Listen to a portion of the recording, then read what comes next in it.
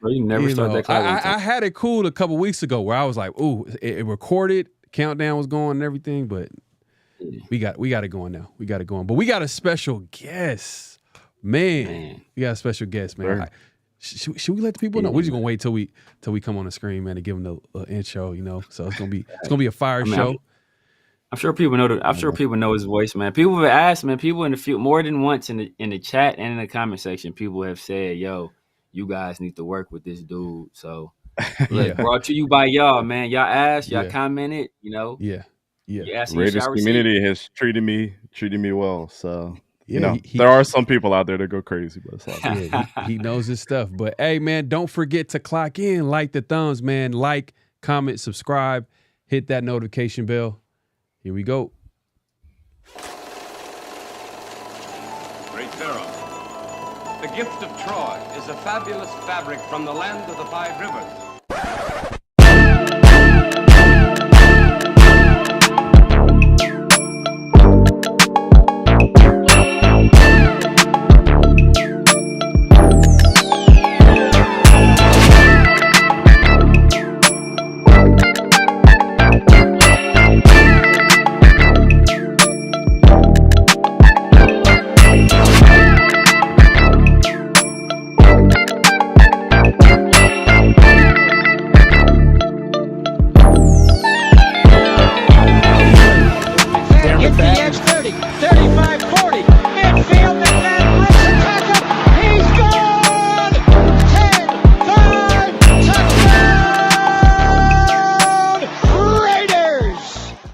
Years ago, when we came to Los Angeles, I really believed that the greatness of the Raiders would be in its future.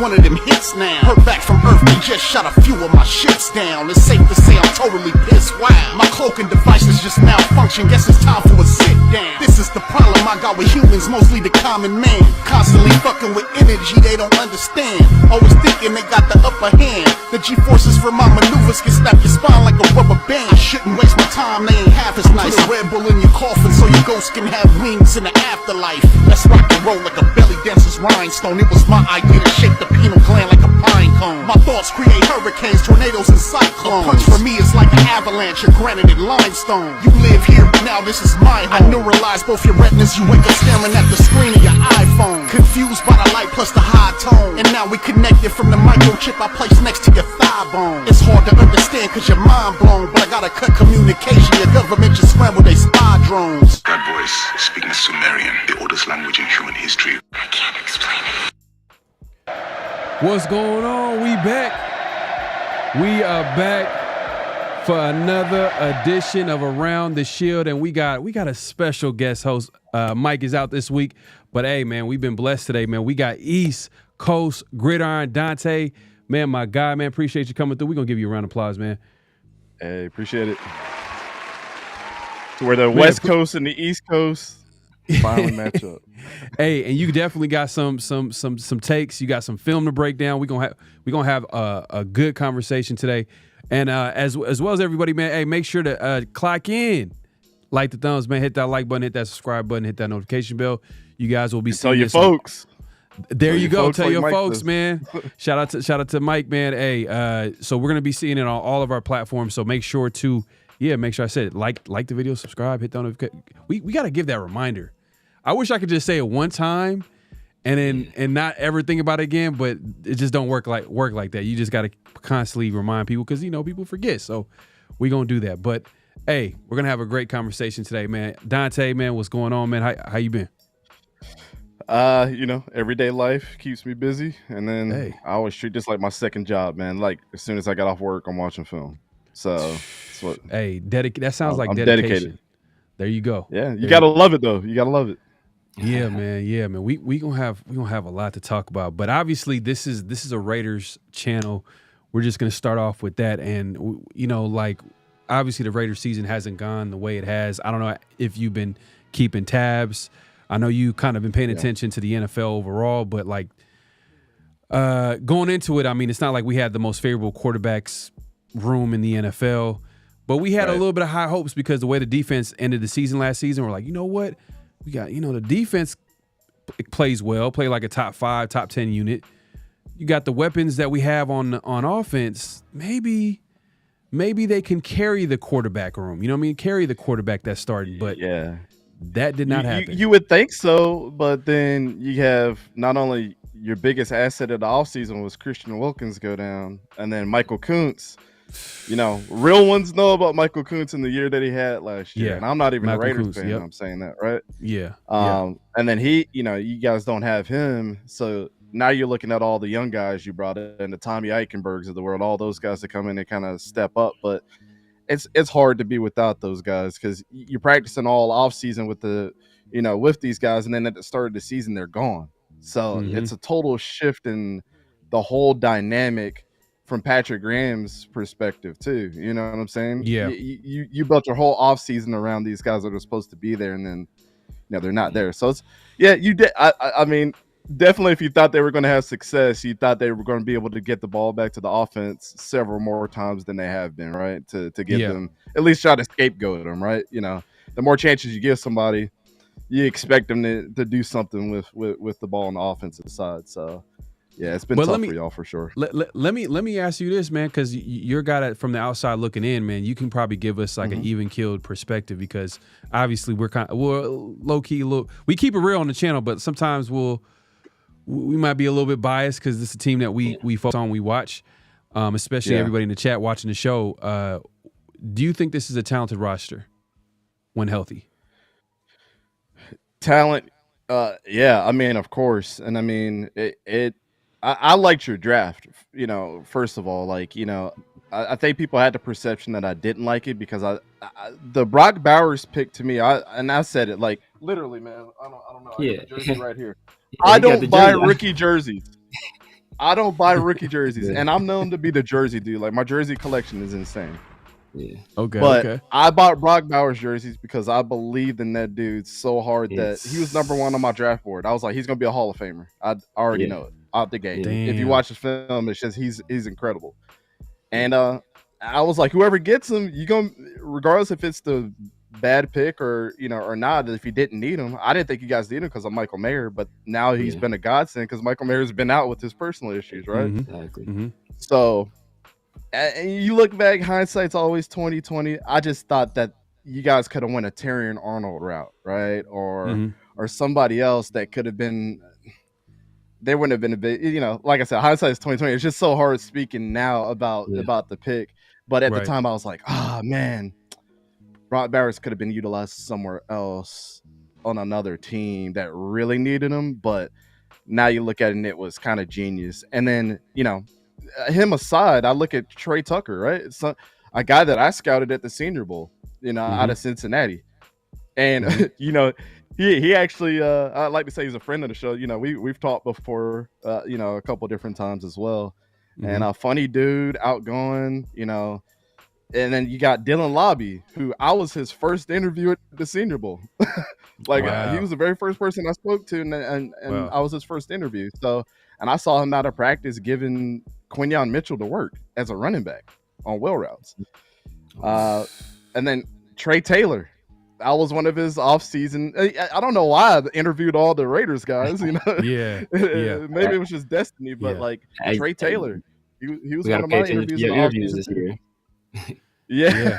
No. Were you interviews who we drafted? So I'm watching that. Yeah, definitely. We got to keep tabs. Carter we Bradley get a chance. was another one. Another guy. Okay. Okay. I interviewed him at the Senior Bowl too. So I wish he would get a shot. Everybody wants me to convert, man. I'm like, man. Hey, man, it's a hard road. Y'all kind of. I mean, let's real quickly. I know this is a Raiders show, man, and I know you're a big Jaguars fan, and we actually play the Jags. So this is actually we're gonna get some good insight on the state of what the Jags are doing. That team is doing this season, and it seems like it's been a disappointing season to say the least. What do you think of Trevor Lawrence, man? Like, what's going on with him? He just signed a big contract. Was like, hey, I'm gonna take the season off, or Doug Peterson is not the guy for him. You know what I mean? Like, what's going on? Yeah, it's the biggest mistake that the Jaguars have ever made, I think, like in the history of our team. Outside of what happened when they brought Tom Coughlin in that 2017 season when we went to the AFC Championship, and then the next year you let go of like everybody.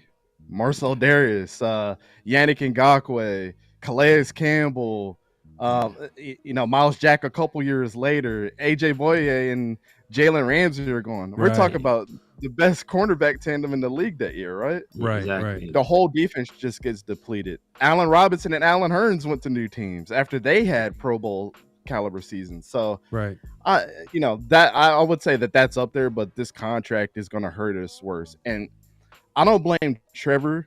I don't blame anybody. Like Kirk Cousins is always the one that gets brought up, right? Don't be mad that Kirk Cousins and his agent finessed you as a team. You the one that decided to sign the contract and say, we want you part of this team. So that's really a team problem.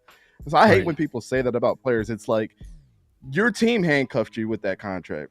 He just did what he had to do to get his money. And I'm not dude that I'm like, I don't play about my coins. Why should I blame another man about his coins too? You know what I'm saying? Yeah. But I think that's going to be the worst mistake because now you handcuff us with the big contracts. Like, I'm glad that Josh Allen got paid. Like, he needed to get paid, and he's done a lot more for this team than Trevor Lawrence has done in his last 4 years. Just as a defensive player, he's our MVP for sure. Who was that again? Josh Allen, our edge rusher. Oh, okay. Yeah. So Kentucky. Yeah. Yeah, out of Kentucky. Yep. I've never been a Trevor Lawrence fan. Just from quarterbacks are my thing. Like, I mean, you guys know my Bo Nix thing. Like, I've not been quiet about that because I felt like that dude was disrespected, and that's the only reason I speak so highly of Bo Nix. Is like, how did people not see this? I was right about Trevor Lawrence. I said he was not going to be generational. He was just going to be a good quarterback. That's it. And what have we gotten out of Trevor Lawrence? Everybody's questioning if he's a bust now. And now I look like a genius. I just never saw it. Like I thought Justin Fields is so much a better quarterback, and I always tell people like right now with the Jaguars, if Trevor Lawrence and Justin Fields were to switch places in that draft, Trevor Lawrence would look even worse with the Bears, and Justin Fields probably would have had a career that is way better than what we have known him to be so far. I truly believe that. And it's hard pressed for people to be like, "Oh, Dante, you're talking to you're talking to the president of the Justin Fields is no good fan club." Severe is not a big founder. Not only the president, I am a member. So I get it. I get it, man. And I believe that bad situations can ruin players, and that not everybody has that moxie like a Baker Mayfield that had all that on his shoulders coming into the league even after winning the Heisman, right?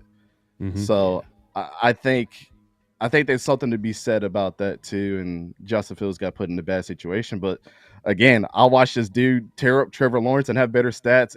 They met twice in the college football playoff, and he outperformed Trevor Lawrence twice. So, I mean, I saw him beat people with his arm. Man, that's crazy. I don't know what he is now. That's crazy, man. And that was a huge contract. Why did they make the move? Like, if you're saying he's that bad of a player, why did they make that move? Like, why didn't they franchise him and force him to like show the team that he could be the guy, like that quarterback? Because I know early on, I think when that first year, I didn't count it. You know what I mean? Just because Urban Meyer literally, he was just doing, and you could speak on that. Like he wasn't there. He wasn't coaching the team. He was just he took. But how much can you blame the coach and not the player? That was always my thing. Is like, okay, Urban Meyer is a first-year NFL coach. Okay, maybe he skipped the line, maybe he shouldn't have been, but like his resume spoke for itself in college. So I was like, okay, I'm okay with it, like whatever. But the thing is, this is why I had such hard time with that argument. They were saying this dude needed nobody else. Trevor Lawrence was generational.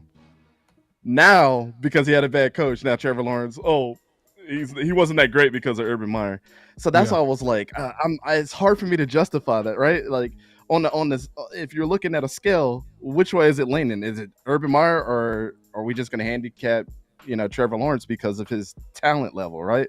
Yeah. I compare that same whole thing with what Anthony Richardson has been at this point. Anthony Richardson never won anywhere, but because of his intangibles, he's supposed to be great.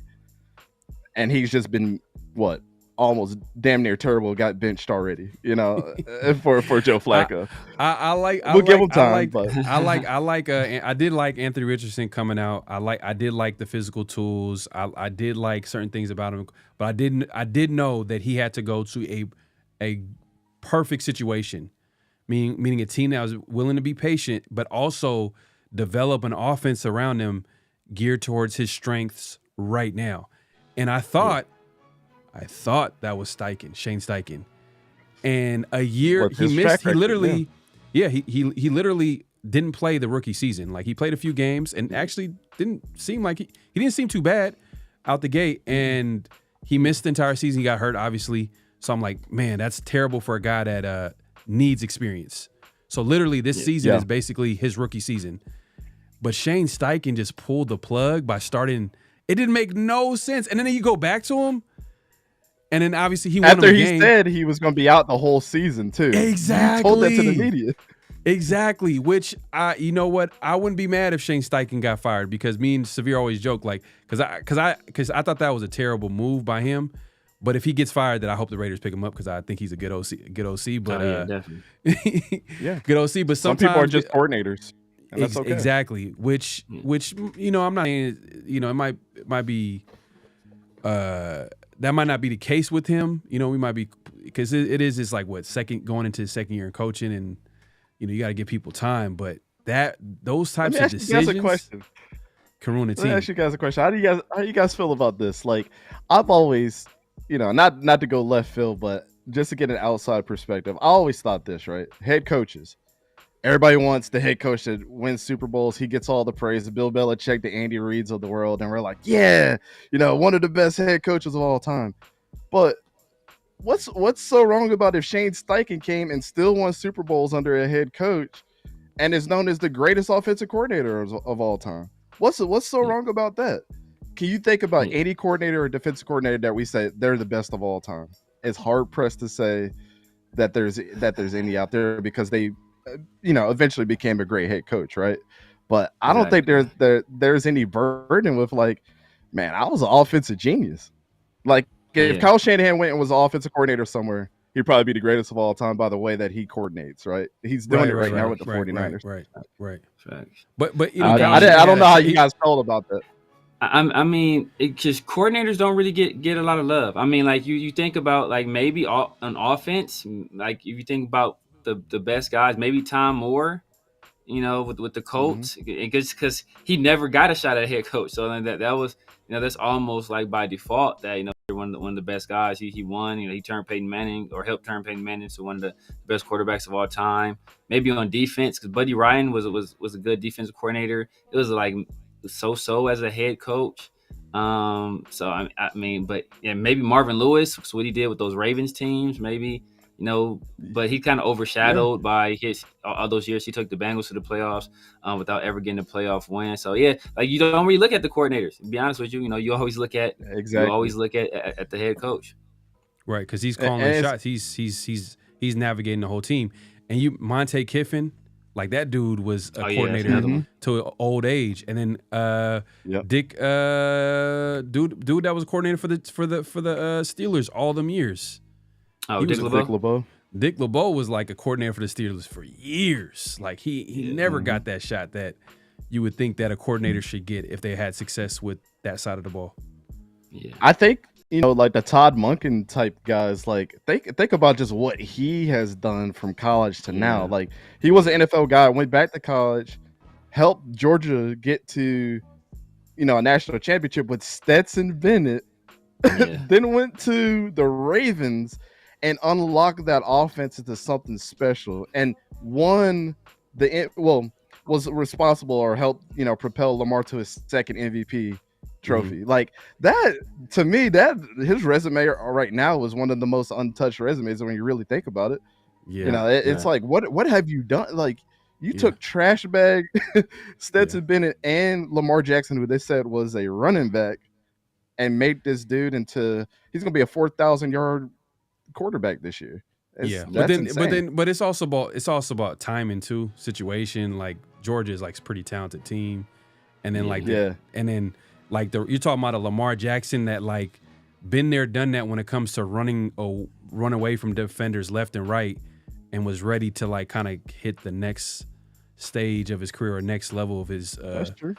You know what I'm saying? Like, it was like perfect timing. But I'm not to take anything away from him.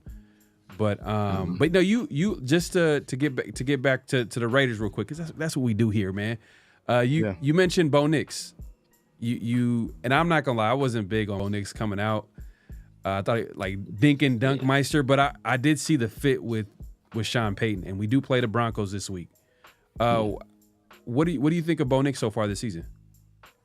Yeah, I think a lot of what people said, which they kind of say the same things, is, he was a check down master. That's not true. Okay, 4,500 yards, and only 700 yards of those 4,500 were due to check downs. Like, that's a pretty low percentage when you really start comparing Will Stein's offense, and then just understanding Will Stein's offense at Oregon. Then you start peeling back the layers. Like, the dude had 4 different coordinators in his career, 3 different head coaches. He had a different coordinator both years at Arizona. At Oregon, and one of them is now the head coach at Arizona State. So, I think that's why I go so hard for the dude, because it's like, I even break it down like this, right? 4,500 yards, 45 touchdowns, 77.4 completion percentage, which is tied number 1 in college football history. 3 interceptions. Granted, they still lost to Washington, whatever, but it wasn't because of him. So it's like somebody coming to your job and you've been outperforming everybody, and everybody's like, nah, he's not that great. Yeah. I mean, what is he supposed to do? Yeah. Yeah. That's why it goes so hard for the kid. Like but it on film, everything that people said that he couldn't do, like the deep ball. I'm like, huh? Y'all think that Troy Franklin, who had a 10% drop rate last year, that's Bo Nix's fault? Come on. He had a big drop too against the Raiders in their first matchup too. I remember bricks for hands, bro. Yeah, I think one of the things that rubbed I think Raider Nation the wrong way, or some people the wrong way, was his. I think he said something about Auburn and how that fan base was toxic, and then Raider fans were like, I don't think this would be a great fit. Well, that's that was always my question with Bo Nix. It wasn't necessarily his talent. The talent was there. He's a guy. I mean, he was mobile. I compared him to almost like a slightly better version of Derek Carr, where the tools are there, the talent is there. Is the mental makeup there for Hugh to have success in the NFL? Because that's why. Because I mean, full disclosure, everybody in the chat already knows Jaden was my number 1 quarterback last year. I had Penix as my number 2, and I had both those guys over Caleb. Because first of all, you never really saw Caleb really play like within the pocket, didn't play with a lot of structure. And also, I had questions about his mental makeup. He's a guy that trashed the quarterback from TCU for crying. And then we caught him on camera crying twice, right? He cried after the Washington game. Yeah. There's another game, he's crying in his mom's arms, I say. So I always had questions about, so like when I'm looking at quarterbacks, like that's one of the first things I look at. Like, does a guy have mental toughness? Because the weight of the organization, the weight of a fan base is going to be on your back.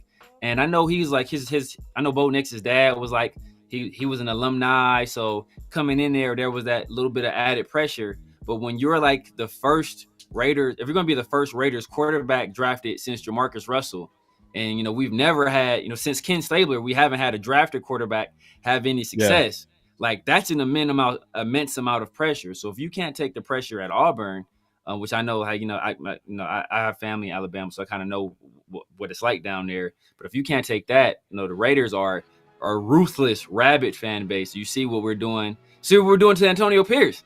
Yeah, you see. I mean, it's context matters, right? And when I think about what Bo Nix did, and this is how I explain to people, and they're like, okay, I kind of see where he's coming from. I don't think he was given the full context in the 5-minute interview, right?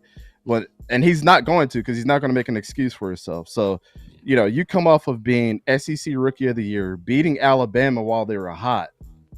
Like, that's a big deal. Yeah. And then the next season, your head coach gets fired midway through. Then they switch coordinators as well, because one guy gets promoted, the other guy has to step up. Then Malik Willis is there, and everybody wants Malik Willis to start after you had a couple bad games. Then you tear up your knee, and then everybody's like, okay, well, Bo Nix is supposed to be the guy because his dad went here. It's like, all right, yeah, let me get a fresh start. But here's the caveat that I don't think he's coming out with, but just like the stars align for this. Tej Johnson, his adopted brother, went to Troy. He's the wide receiver at Oregon right now. Mm-hmm. I think Bo Nix went to Oregon to bring Tez along because he was a siphon to get him there.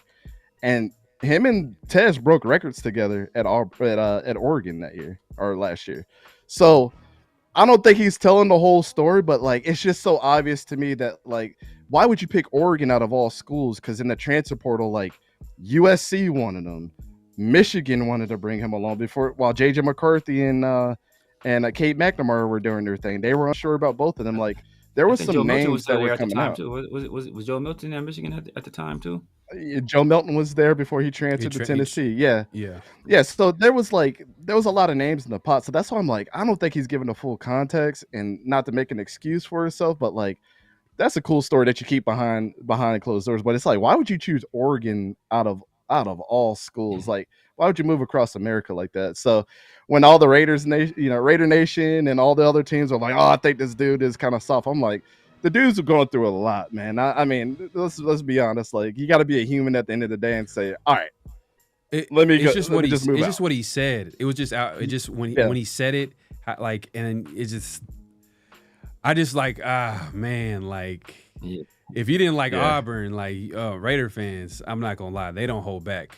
They do not hold back. I'm sure the chat's gonna be on fire. This dude is a Bo Nix apologist. I'm not. I just nah. I mean, you know, but I he's just think playing well. it's He's playing well. He's playing well. I mean, I just made the argument. I was just making an argument, you know, on our last show on the 50-50 show that, you know, he's probably second in offensive rookie of the year, but just because of how they view quarterbacks. You know, Jaden is obviously number one. He's probably number two. And in my opinion, I have Brock Bowers number two, but I think, you know, the media writ large, they probably have Bo Nix number two because they're winning. And they're winning. And you know, pre-draft, and it was predestined. Everybody kind of had identified Bo Nix as a Sean Payton type quarterback. I think that was like the pick everybody had locked in. So like, you know, I know so Sean Payton tried I think Bo Nix would have did well anyway. They tricked us, but I think that was like the one pick everybody's like, yeah, Bo Nix, Sean Payton. That's where he's going. Yeah, the interesting story I hear about that, even from a scout that kind of confirmed that this was true, was when, like, it is a true thing that Sean Payton does send his 3-day install out to rookies and tries to trip them up. He gives them 24 hours. He gives them a 3-day install. Like, that's crazy. And he said Bo Nix was perfect when he came in after 24 hours. And he asked him, he said, how'd you learn this so fast? Like, you're like literally perfect right now. And he's like, dude, I put my phone on do not disturb, made a pot of coffee that morning, and I just sat here and learned it until I felt like I was good to go and go to sleep. Then he came back and killed his workout. So I think both could be true, right? I really think that he wanted JJ McCarthy because of his age. But JJ McCarthy and Bo Nix kind of have similar traits, and the arm talent, the way that they can get out the pocket, the way that they're pretty patient in the pocket too, and can get the ball off. So I think he saw similar traits with that. But like, it's hard to argue a guy that's damn near 25 and a guy that's 21 that has similar traits. It's like, maybe I could hold on to JJ McCarthy, but yeah, I think Bo Nix was kind of, I always thought it was maybe his number two. And that's what, I mean, they were celebrating hard when they picked him too. I don't think you get that excited about some dude that you just, we got the leftovers. You know what I'm saying? Yeah. No. I meant like he was identified as like, he's a Sean Payton guy. Like he fits perfect. Oh yeah. Oh, absolutely. With what Sean Payton wants to do. Like, so yeah. I think like people had kind of, they acted like, I know Sean Payton did the interview. He's like, oh yeah, I tricked the Raiders out of trading up for picking him. Like everybody knew like that was who you know what that is. That's interdivision. Everybody like knew, shit talk. Exactly. Yeah. So. And it's funny too. Last week, they had the Broncos end up beating trying to forget the team there. The Falcons, and some of the Falcons defenders or players were like talking about Bo Nix like oh yeah, you know, the 10-year vet in Bo Nix, because you know he was. I think was it J.C. Betts calling him a 10-year college. He was just trying to get on him because he was in college for a little while. But and then you know, Bo Nix goes out there and throws 4 touchdowns. So man, so this week we played the Broncos team. Broncos got one of the best defenses in the NFL. Their passing game is, you know, it is what it is. It's not perfect and it's not spectacular, but they're getting the job done somehow, some way. But they're running the football.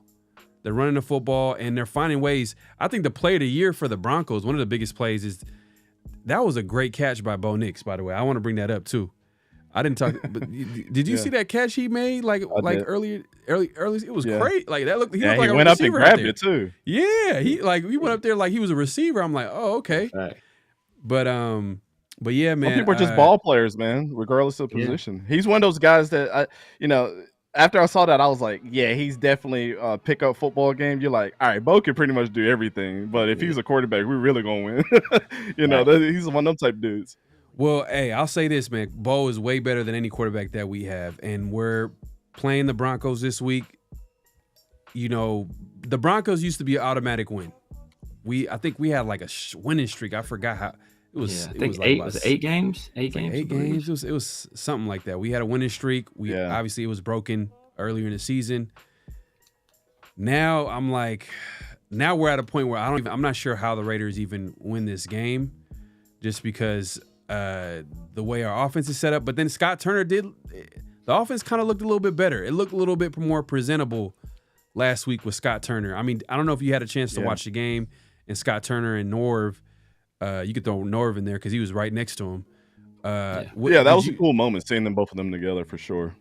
Yeah. Did you get a chance to watch the game or check it out and see how the Raiders offense? Yeah, I mean, definitely. If you guys had, you guys are still trying to figure out the offensive line.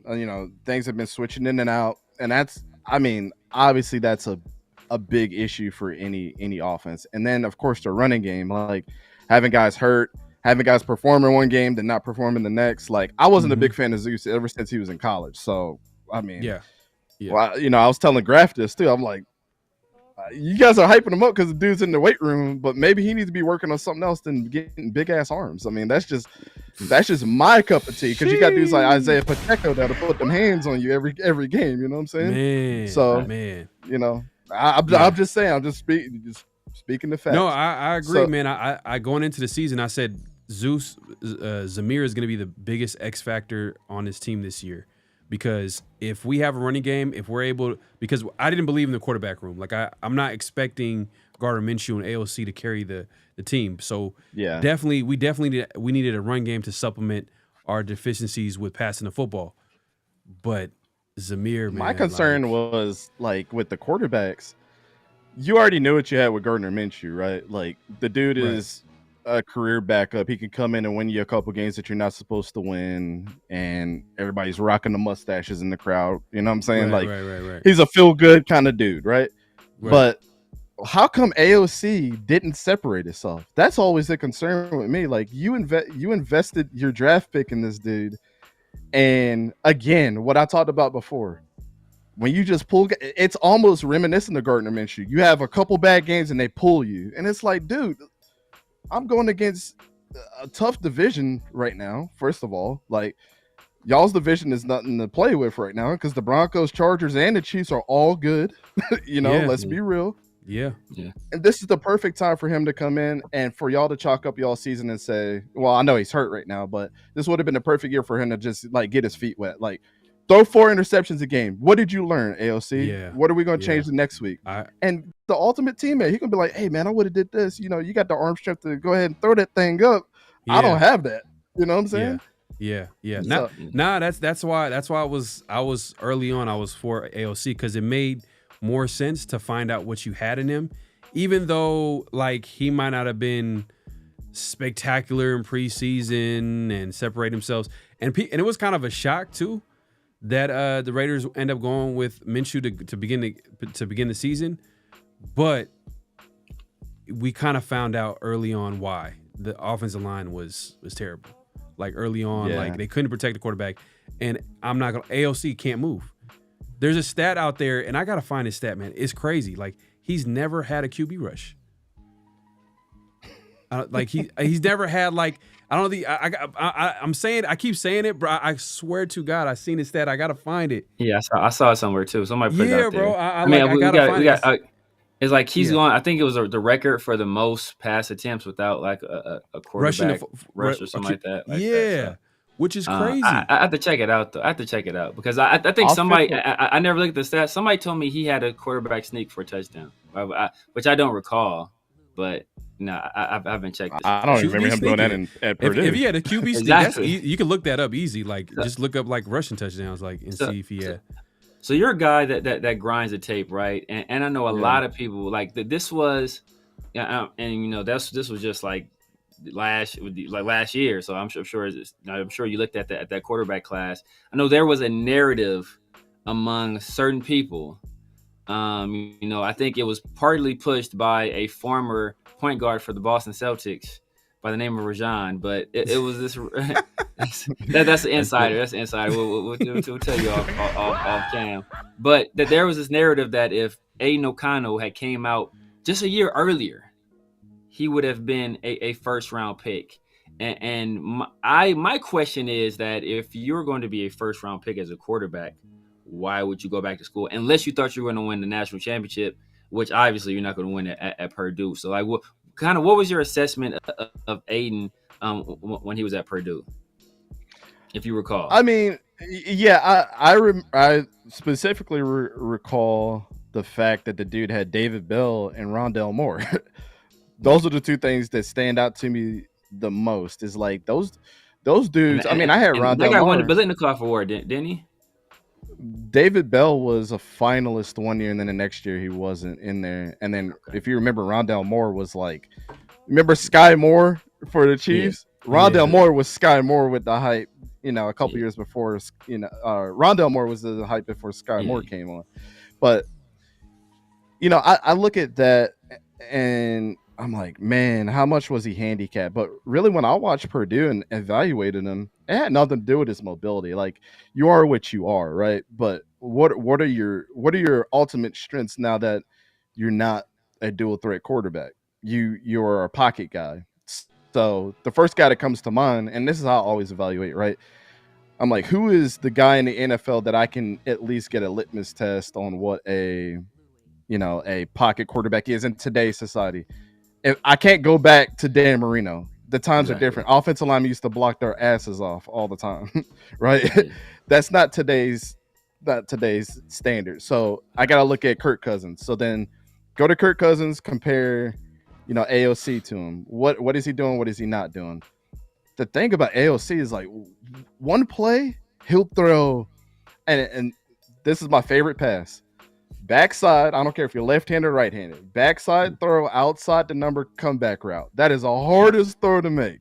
I coach quarterbacks. I play quarterback. That is the hardest throw to make. And if you can hit that, you can hit any pass in the playbook outside of a 9 route because you got to have the arm strength. But every other throw, you should be able to hit because it's timing, it's strength, and throwing backside, you're adding a couple yards onto that throw. You're throwing across your body either way, right? So you got to be accurate or it's a pick six.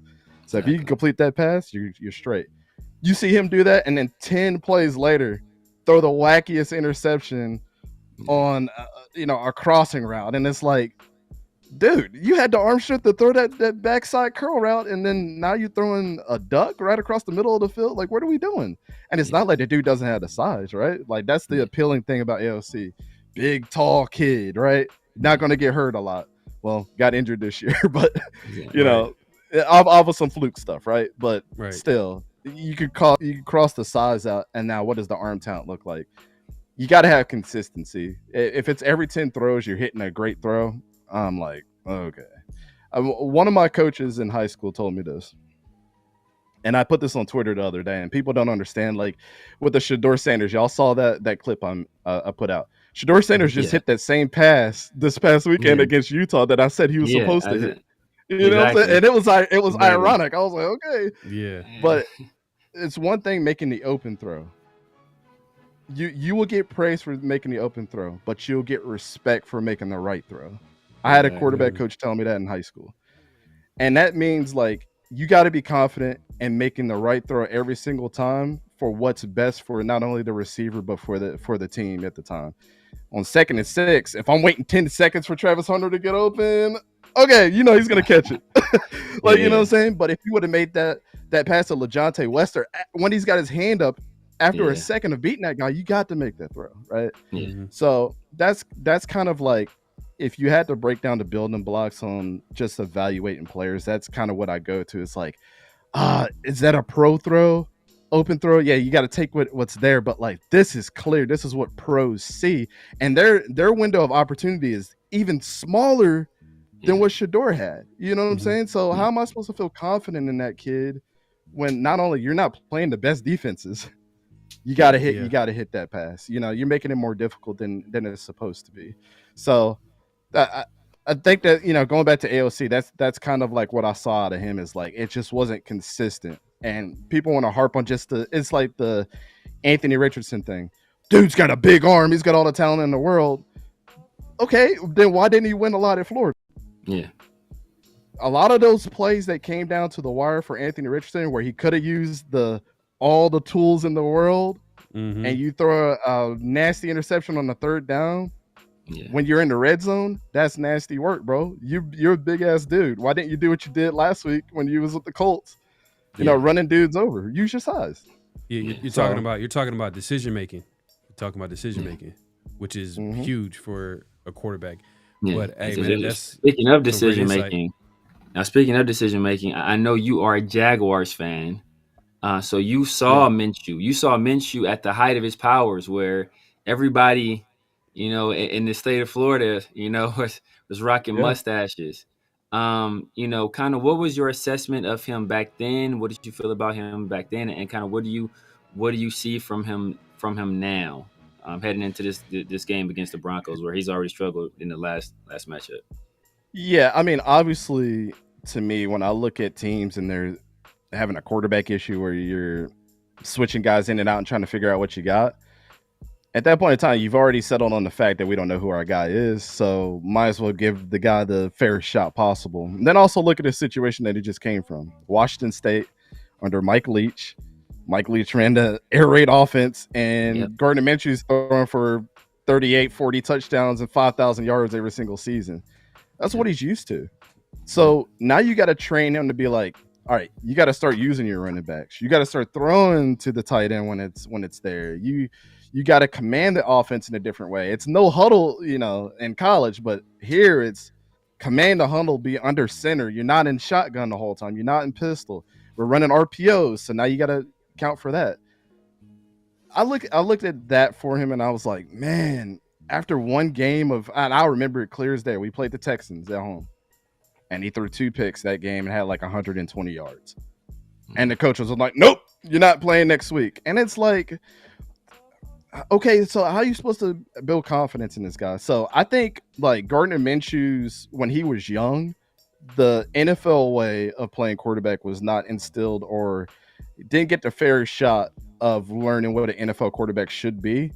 When he had all the intangibles, like we saw great games out of him where he threw 3 touchdowns and 300 yards, and everybody's rocking the mustaches the next week, like you said, like yeah, we're all on the Gardner Minshew train. Everybody's coming to the stadium looking like bums with the cutoff, the cutoff jeans and everything, right? Yeah. But then you throw a duck against the Texans, and then everybody's, we've never been a team where we've ever had any high expectations. Think about the Panthers and us came in the league in the same year, 1995. Yeah, they've been to 2 Super Bowls. We've been to 2 AFC Championship games. Yeah. That it's not comparable. We haven't had a cameo. So thanks for rubbing that in, though. So I appreciate that. We've made 2 playoff appearances in that span. So more than that. More than that. It's just 95. But like in your background, you got 3 trophies. We don't got none of those. So. That's what I always look at, man. Yeah. When your best quarterback that you've ever had has been Mark Brunell, that's a problem. When we dealt with this situation before with Trevor Lawrence too, I'll tell you what, Trevor Lawrence and Gardner Minshew compare me to this situation. Gardner Minshew was David Garrard. Oh, I was going to bring him up too. I was going to bring him up. Trevor Lawrence was Byron Leftwich. Man, let's get rid of David Garrard and go with the guy that we think is going to be the guy. And Byron Leftwich tanked our whole team because they thought he had the talent at Marshall. When David Garrard was the guy and he was balling out, that is today's Jaguars. And we did the same exact thing. If you repeat your history, you're doomed to fail. And that's what we're dealing with. It's funny too, because me and Severe kind of been going back at because Raiders season's pretty much it's over. You know what I mean? Yeah. And we're at this point, we're kind of like, hey, let's see if we can get a great draft position. I think currently we're top 5, and see if we can get see if the Raiders can get a franchise QB. That being said, we kind of been talking about Raiders are missing the playoffs yet again. There's a little bit of dysfunction yet again. We're talking about firing the head coach yet again. You know what I mean? Can you we talked about the owner kind of being, I kind of I've been bringing up the owner's been the issue with the Raiders and how there hasn't been structure. Is that the same thing with what's going on with the Jaguars? What's going on with them? Why are they what's going on with them? Yeah, so Shad Khan comes in, right? And everybody remembers the glory days with Tom Coughlin and the boys. Then he goes off and does what he does with the Giants, beating the 2 of the best Patriot teams that 2 of the best football teams that we've ever seen in seasons. Arguably the best team of all time with Randy Moss and Tom Brady. They beat them, right? Yeah. Unbelievable.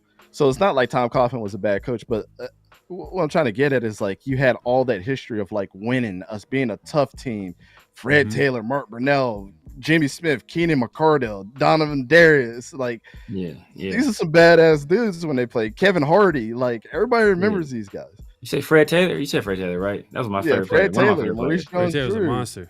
Yeah, Kyle Brady, Mercedes Lewis. Like, man, Mercedes Lewis still playing. And Tony Baselli, our only Hall of Famer right now. You know, so like these are badass guys. And then management changes, owner changes to Shad Khan, and the first thing he wants to do as our owner, and this is going to sum up your full question here. I want to change the practice facility. Okay, let's dump $200 million into our practice facility, but also half of it's going to be a shopping mall. Huh? Yeah, doesn't make any sense. Him and the owner from the Panthers, I forget his name right now. Tepper. Tepper. David Tepper. David Tepper is a soccer guy. Shad Khan is a wrestling investment guy, right? Yeah. Yes, you can't treat and the thing that's the same with soccer and wrestling. If you had to come to a common denominator, a soccer team, you can have one great player and they could carry your whole team. Yeah. Wrestling, you can have one great wrestler and it carries your whole organization, right? Right. You can't do that in football. So taking your parts. season for 2 years to get Trevor Lawrence was not going to fix your problem. And I think really the problem is with that. Like, we just got approved for a brand new stadium. $20 billion stadium that's coming to Jacksonville. For what? We haven't even earned that as a team. But hey, if you look good, you got the shiny jersey. Perception is everything, right? You might be better than other teams because of that. It's absolutely blasphemous. I'm telling you, bro. There's owners out here in sports. There's different types of owners, and there's some owners who believe more in the show than actually winning football games. Yep. And that's kind of been my thing is like, man, like Raiders haven't been winning. But what's been the consistent thing that's been happening with team? They've always been in the news for like the weirdest things, like, you know what I mean? Oh, the Raiders sign this player to one of the biggest deals, and like, why are you signing that player to the biggest deal ever? Like, or this player gets cut, or this guy gets fired, or whatever the case may be. It just feels like there's an issue there. I don't want to continue the conversation. We've been talking about this the last few weeks, but it's kind of interesting you talking about the ownership of the Jags, and you can see the impact of bad ownership just trickle down to the team, because it takes the whole everything. It takes everything to win. Let's think about this, right? And I think, and I hate to say this team because they're in your division, but like, let's look at the trajectory of the Chiefs. I'm gonna give you the blueprint they're winning right now, and it doesn't take a rocket scientist. But if we had to take a 10-year outlook of what the Chiefs have done, let's look at what they've done, right? We go out and go get Alex Smith, game manager. Nobody said that this was awesome. But what did they do? They went into the draft and they drafted the nobodies that gave them structure. They did that for 3 years straight, gave them structure. Then they go and get Patrick Mahomes, who's what? A gunslinger, got all the talent in the world, traded up to get him. But they had a guy that was stable, that understood the NFL, and that could at least win games as a game manager. What does Alex Smith have to do? Teach you how to manage the game, because you got more talent than I do as far as your arm. Mm-hmm. Perfect match right there. What have they done ever since? We drafted Clyde Edwards-Helaire out of LSU, a guy that wasn't even supposed to go as high as they did. He showed flashes. What'd they do after that? Yeah. Go get Isaiah Pacheco. Then this year they got your boy out of LSU or UCLA, right? Then Travis Kelce was in the same. Him and Robert Gronkowski are the same age, and he's still playing. But what did they do with Travis Kelce? They got Noah Gray. Nobody talks about him. Mm-hmm. So what they've done, even on that defense, George Karlaftis and the corners that they have there in their defensive line, Chris Jones wasn't supposed to be the guy that he is. Nick Bolton is the most disrespected linebacker in the league, because you know why? Nick Bolton is a dog. Man, I liked him coming out of Missouri. Mm-hmm. Yep. But he's not the sexy linebacker, right? But the most important thing, and their fundamentals stayed the same. Tackling is the best thing that your defense can do. Literally, think about the best tackling teams in the NFL. You know why the Eagles lost the Super Bowl? Because they couldn't tackle. Yeah. If they could tackle better, they would have won. Like plain and simple, they would have won. So when you look at the Chiefs blueprint, they draft the nobodies that build them up. They don't go after the sexy picks. But what did they do? Go get DeAndre Hopkins when trade season comes. They bring in familiar faces like McCole Hardman and Juju Smith-Schuster, who've already been there. These other teams don't do that. They don't. They go after the big name, pay them the big contracts, and they Kareem Hunt is another one. Kareem Hunt was never supposed to come back to the Chiefs. Remember that? They said he would never come back because of his incident. Put their pride to the side, and they said, we got Isaiah Pacheco out. We're going to need somebody to come step in that knows us. He knows them, you know? You got to be ready to make them ruthless moves. Like, you got to be able to make the moves. You made a good point about that tackling. To win? You made a good point about, like, the good teams being able to tackle, and the Raiders have been one of the worst tackling teams in the NFL. Like, and look at the Raiders right now. They're what, 2-8 right now. So they're going into the game. Let's get back on track real quick. Let's look at the injury report, and we got a lot to talk about, man. There's this dude, man, Dante. Appreciate you coming through, man. You know your stuff. Let's take a look at the injury report real quick. Let me go ahead and share the screen. Let me see here, and we'll go through it, and then we got a few things to talk about. Let me move this out the way. All right, so this week, our corners could possibly miss the game. Our starting corners, Jacorian Bennett, arguably the best corner on the Raiders team right now, or this year at least. Jack Jones is also missing practices. This is the Thursday practice, so that all-important Friday practice is going to be the telltale sign if those players play this week. We'll see. It's not looking like it. Jack Jones and Jacorian Bennett have not practiced all week.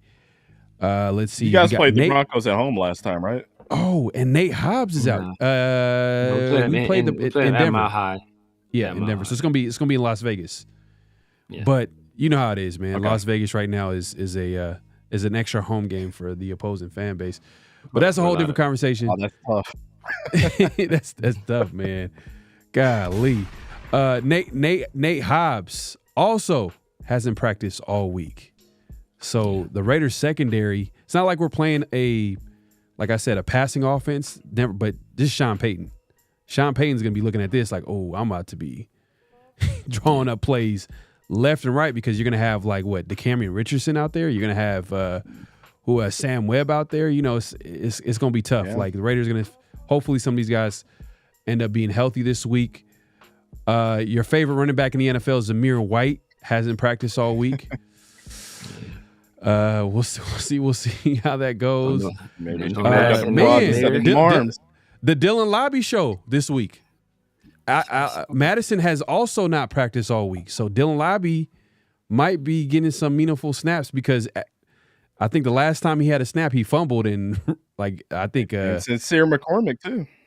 Sincere McCormick's been getting some looks. Yeah. So it's gonna be interesting to see who plays on Sunday against the Broncos. But let's take a look at the Broncos injury report real quick. Hey man, they looking pretty healthy. It's crazy that the one player we don't want to see healthy, and well, not say don't want to see healthy, but one player we don't want to see on the field, Andre James, is the only person that's low key like working toward his way toward playing or trying to play. So hopefully we don't. I mean, Harrison Bryant as well. But hopefully we do not see Andre James anymore. He's a UCLA guy, but that experiment is over.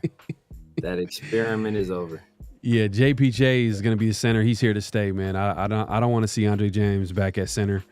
But that being said, like Raiders are banged up right now.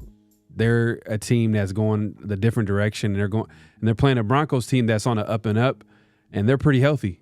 This is going to be a tough game, to be honest with you. I mean, what's your take on this game? Resting, so yeah, pretty much. What's your take on this game? Like, and who's going to come out with a victory? I mean, cool, obviously, you can say the Raiders trash, bro. Like it's all good, man. Yeah, we say it all the time. I don't think we say it all the time. I mean, I literally don't think you guys are trash. I just think that they're right now. There's just a lot of movement going on, and how is anybody supposed to have any consistency with all that movement, right? Not only with the injuries, but like you got a coach that is not familiar all the way with these new guys that just stepped in, right? I mean, you fire your offensive coordinator, Luke Getsy's gone. It's it's a week by week basis, right? And the good thing is you guys had a bye week to kind of get yourselves together while all that happened. But still, that's a short amount of time to get a whole team turned around, and now you got a stack of injuries on top of that too. So the way that you guys played last week would make me feel like, as a Raiders fan, like our team's not giving up. Because we just got donkey slapped last week. Do I think the Jaguars? I think we're done. I think we're toast. We're ass. Right. We're Lions, right? There's no hope for us. Yeah. The Lions came in and put 56 points on us last week. I'm not feeling too great. But like, you guys are in the fight while you're figuring things out. So those players are.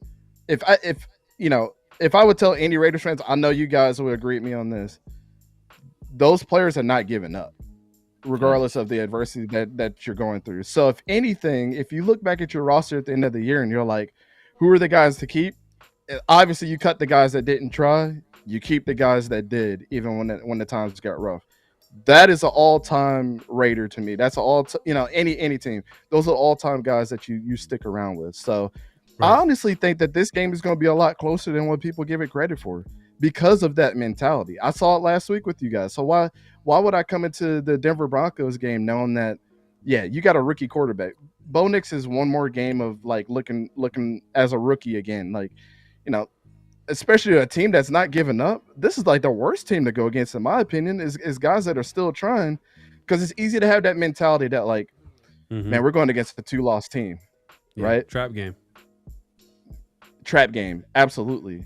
But again, how can the Broncos respond of like not thinking like, man, the Raiders suck.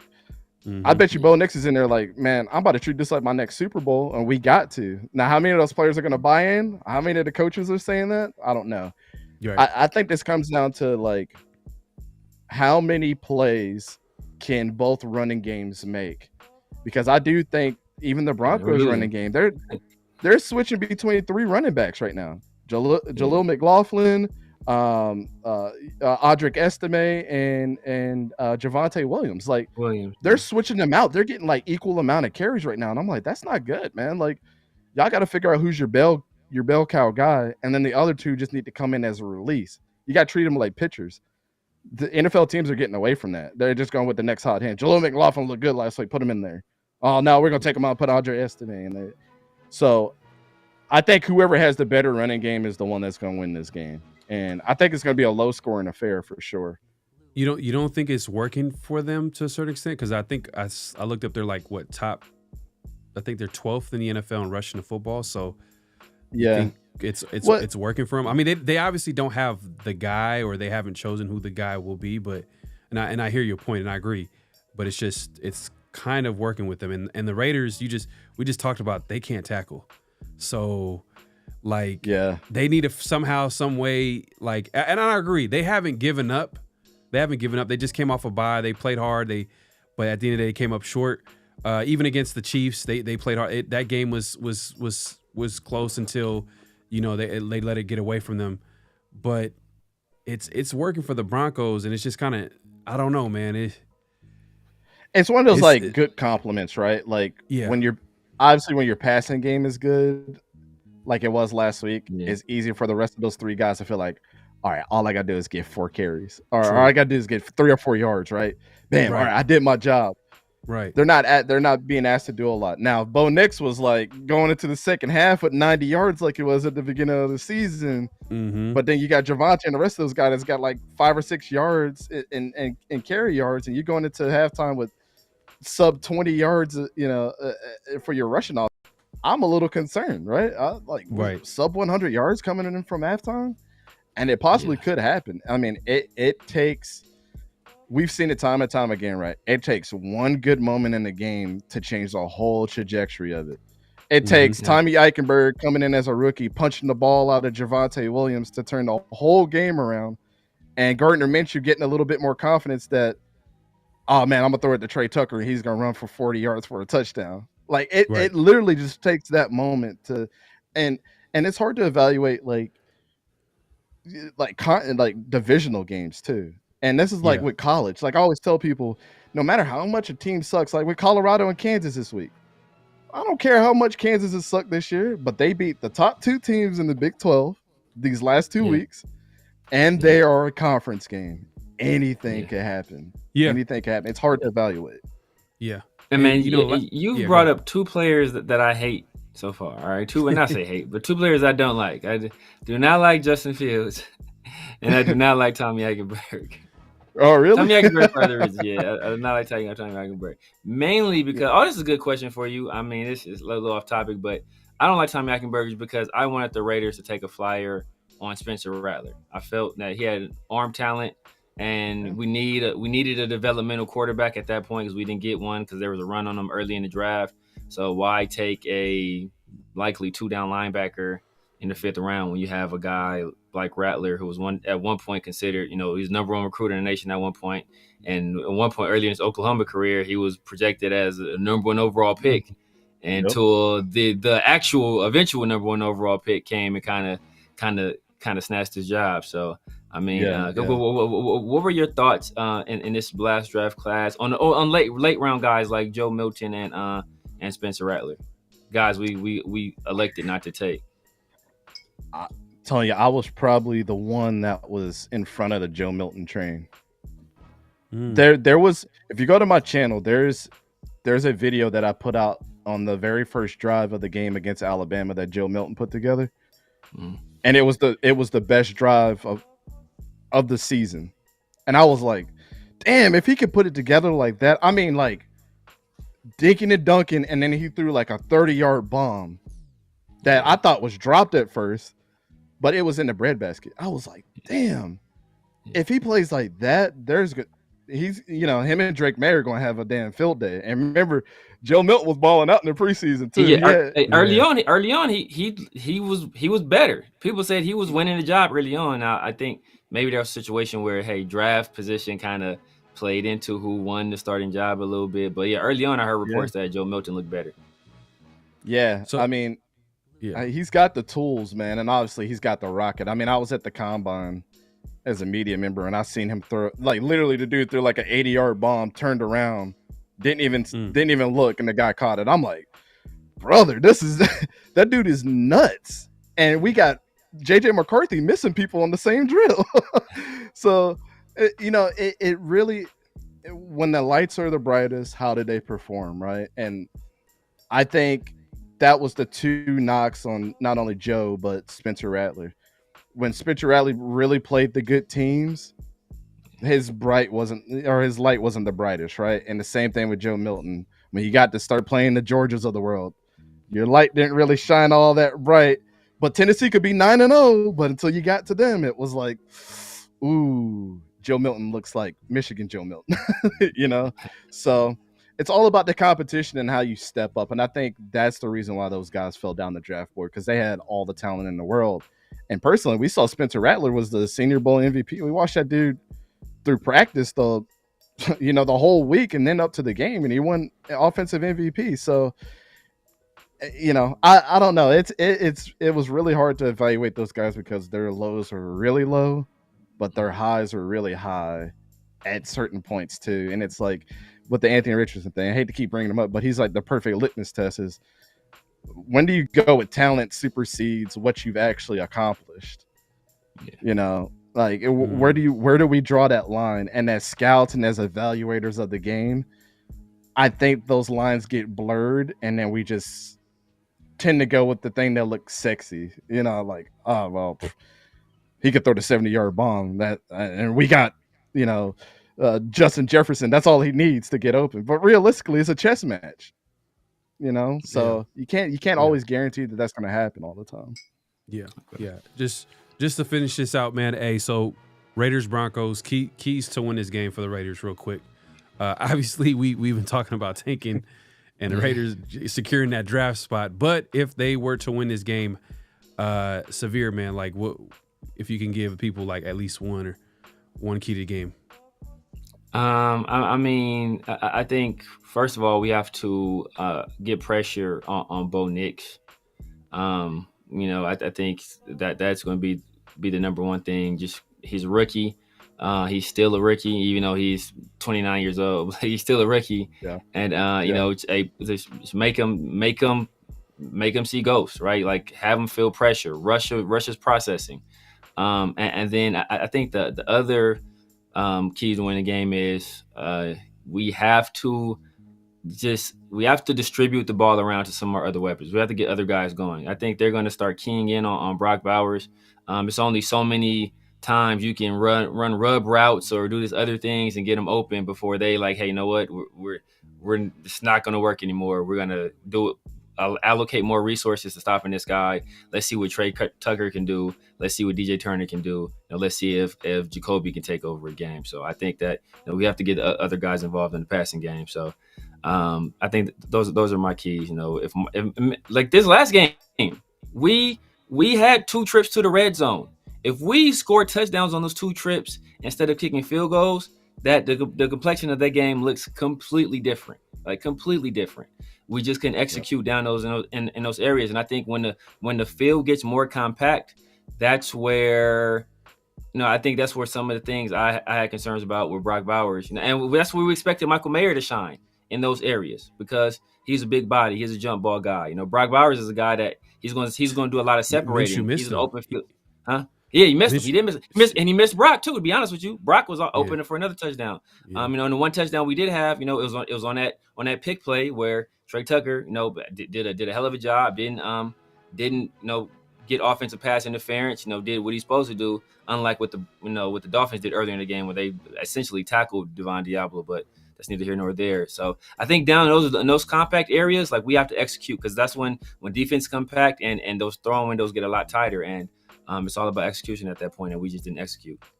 Yeah, and part of execution, I'm just going to just talk about this real quick, is we can't turn the ball over. I mean, the Raiders are one of the worst teams in turning the ball over in the NFL. Obviously, Dante mentioned tackling, and we're not one of those teams, and we got to figure out a way on defense to make it work, especially with the injuries we have in the secondary, and then someone has to step up that we didn't expect going into this game. And that someone possibly is maybe Dylan Lobby. You know what I mean? Maybe like Dylan Lobby comes in, rookie.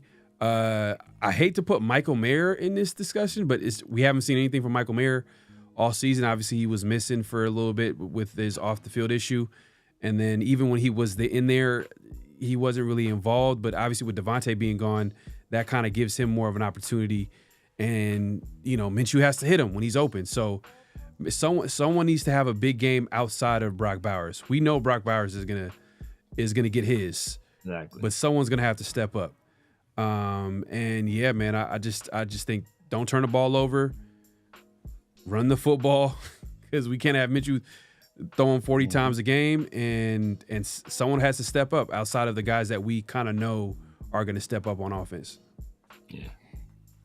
Yeah, I mean, I honestly think I'm gonna go along with the same sentiments. Like somebody else has got to step up, but outside of that, you're going against probably the best front 7 in the league right now. Yeah. And with that being said, like outside of Zach Allen and the boys, you got Nick Bonito and you got what's his name, Cody Barton, right there in the middle of the field. They're gonna be locked in on Michael Mayer and Brock Bowers this game. So I want to see utilized, and honestly, we haven't seen this a lot, but I want to see Brock Bowers and Michael Mayer block their ass off this game and protect Minshew as much as possible. And the only way that I think you're going to be able to beat the Broncos, and we've seen this, is right up the seams and on in the middle of the field. Riley Moss and Patrick Surtain are going to be locking stuff down on the outside. But if you can get Trey Tucker to pull away from those guys while setting decoys up with Brock Bowers and Michael Mayer, he's the key of the game to me, because their safeties can't keep up with him, and neither can those 2 linebackers. They're not going to keep up with that speed. And then if you got the two homies occupied on the outside, who Riley Moss is a 4-4 guy, you keep him away from Riley Moss. I think Trey Tucker can either have a 5-yard game or a 150-yard game. The way that they could set this up. So I really think that that's the key to victory for you guys, is like our tight ends got blocked their ass off this game. It just is what it is. Like, and if we can get a Brock Bowers open every once in a while, great. You know, nobody's not going to say don't use your best weapon on offense, but it can't just be him. Not only for the strength of the offense and where it is, but you got to be able to obviously make the Broncos think about, damn, Brock Bowers is not coming out. He's really being utilized as another left tackle or right tackle right now. Like, what the hell? And then you hit the Trey Tucker over the middle that's supposed to be Brock Bowers, and you got yourself a game. Go to something that's familiar for Gardner. Like, he's not going to throw it down the field. Just dink and dunk on the whole game. Take your time. Rest your defense. They're banged up. So it's almost the opposite. Keep your offense out there as long as possible and rest up your defense.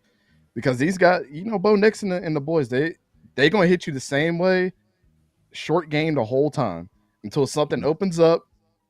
And then Cortland Sutton or possibly Troy Franklin down the field for a touchdown. If he catches it. Yeah, exactly. Brick hands. If he catches it, then it's, you know, you guys are going to be kicking your TV off the stand. But I think that's where you beat them. That'd be good news. Good news. We won a certain result. We won a competitive game and a certain result. And speaking of that, I mean, I think that'll kind of take us to our next topic. I know we're gonna get into around the nation, and there's been a lot of talk recently about Antonio Pierce being fired and his possible replacement. I know we talked about you being a Jags fan. You know, you've kind of seen, you know, what it looks like when players quit on a coach, right? You guys saw it against the Lions, where I think is that the game where they scored all those points. I think and Jared Goff threw for less than like 200 yards. He threw like something like that, right? Nah, he threw for a bunch of yards against us. I think he was like upwards of almost 400 yards that game. Maybe that was against Tennessee then. They had a crazy game. Yeah, it was against Tennessee. Like 40 Yeah, because I think Amon-Ra and them had like 100 yards apiece. Jameson Williams had 100 yards. Oh, yeah, okay, yeah. They were going crazy on us. so you've kind of seen what it looks like. I mean, and I know a lot of people didn't think that there are whispers that Doug Peterson, you know, kind of wouldn't survive. You know, it was going to be a Black Monday situation for him. You know, mid-season, he wouldn't survive. But essentially, the players that have given up. Just from an outside looking in, does it look like the Raiders have given up on Antonio Pierce as their head coach and as their leader? I think it's the opposite, right? I think you guys that should have been the first fire you made and not going to Luke Getsy. Now I know that's a hot take, but I try to get people to hear me out, right? So Mark Davis took the ultimate chance in listening to who? Devonte Adams and Max Crosby in the offseason saying we're going to fight for our guy, right? Okay, I get it. The dude doesn't have a resume. Didn't really look all that great. The sanctions that are happening at Arizona State, really not that great of a look. But he's an NFL guy. So, nice rah-rah situation. This is what I told other Raiders fans, right? I'm like, when a good thing happens and the highs are really high, you ride that wave. But really and truly, we're going to see what he's about when he has a whole offseason doing this thing. The worst thing that he could have did was go and get Luke Getsy, who failed miserably, right? You had Cliff Kingsbury, but I'm a big fan of, if you want to be a head coach and make a name for yourself, you bring other people up with you. There's other people that were in that building that were ready for their shot. I don't know who their names are, but I'm sure you guys know that maybe a quarterback's coach, a tight ends coach that's been at the organization for a while, that could have been like, all right, AP, let me see what I can do. AP would have got more praise for doing that and given the little guy a shot that worked his way up than going to get somebody that failed. So that's the reason why I'm like, well, you're going to fire Luke Getsy, but you knew what he had, but you could have did the ultimate thing as a leader and brought some other guys with you. And then, you know what? The players would have been behind that too, because these are coaches that they're familiar with. Oh yeah, we could win with them. Yeah, tight end coach. Yeah, man, he's great. You know, the running backs coach, the quarterback coach. Yeah, these guys are great. Yeah. I think he should have been the first one to go, and it would have been easy to say he doesn't have a resume. We were riding the wave at the time. We made a mistake. But what looks worse is like Mark Davis firing him after he put so much faith in him. So he kind of backed himself into a corner. And it's like, well, what's the easiest thing to do now? Well, fire Luke Getsy because we already know he's terrible. Fire the other guys that was on that offense because we're just going to scapegoat AP. Mm-hmm. So I think that really from the outside looking in, and then of course I'm talking as if I work for an organization, but like, you know, asking the opinion of somebody from the outside, I think that that's the worst thing that you can do is scapegoat yourself on people that have already failed instead of people that you could have promoted to help build something special. Because I'd rather go with the unknown that people work their ass off already than go to something familiar because you threw a hissy fit because Cliff Kingsbury went to Washington. You know, I think that's what it was. Like, my whole plan failed. Yeah. Oh, Luke is out there. Let's go get him. Yeah. Which I just didn't understand. Like, you know, if it's really bad because if he didn't really look at like the totality of Luke Getsy and what he brings to the table and what he's done so far as an offensive coordinator. I mean, one of the things he mentioned in his opening pressure for Getsy was like, "Oh man, I remember when we played him, and this is when McDaniels was coaching the team, and they, you know, they blew out the Raiders, and they were able to run the football. He's like, man, the way they were able to run the football, that's something that I really admired." And he was trying to like hype it up, but I was just like, "Come on, bro! Like, are you serious? Like, you're gonna really? This is the guy that you're gonna have choosing running the offense and potentially." Developing a young QB, you know, Luke literally should have been on vacation this season. That's what he should have done before he would have even been hired again. That's what a lot of coaches do. They take a year off and they reevaluate. Yeah. Well, and that's bad for him. He's going to be a little while before he gets another job now. So, he screwed himself completely now. Yeah. But the Raiders kind of did that twice. They hired people that failed at other stops and. You know, Telesco failed with the Chargers there for 11 years. And I mean, he had some high moments, some big moments here and there as far as picking some talented players, but he was fired. You don't see fired GMs get another opportunity, but the Raiders gave him an opportunity. You know, the perfect hire that you guys could have made? We go back to that conversation we had earlier about like, what's so bad about just being a great coordinator, right? Frank Reich. I don't know why he didn't go out there and grab him. Like, I understand his head coach's stint sucked. Right. But when he was with the Eagles, when he was with the Colts, like they had really good offenses. Yeah. He was in the same building as Andrew Luck. I mean, like, you know what these guys can do and you know how you can develop them. Like, give him a chance. I'd rather hire a guy that was just a head coach that was a great coordinator than a bad coordinator coming and being a bad coordinator again. Facts, bro. Facts. And you know what? There's gonna be some.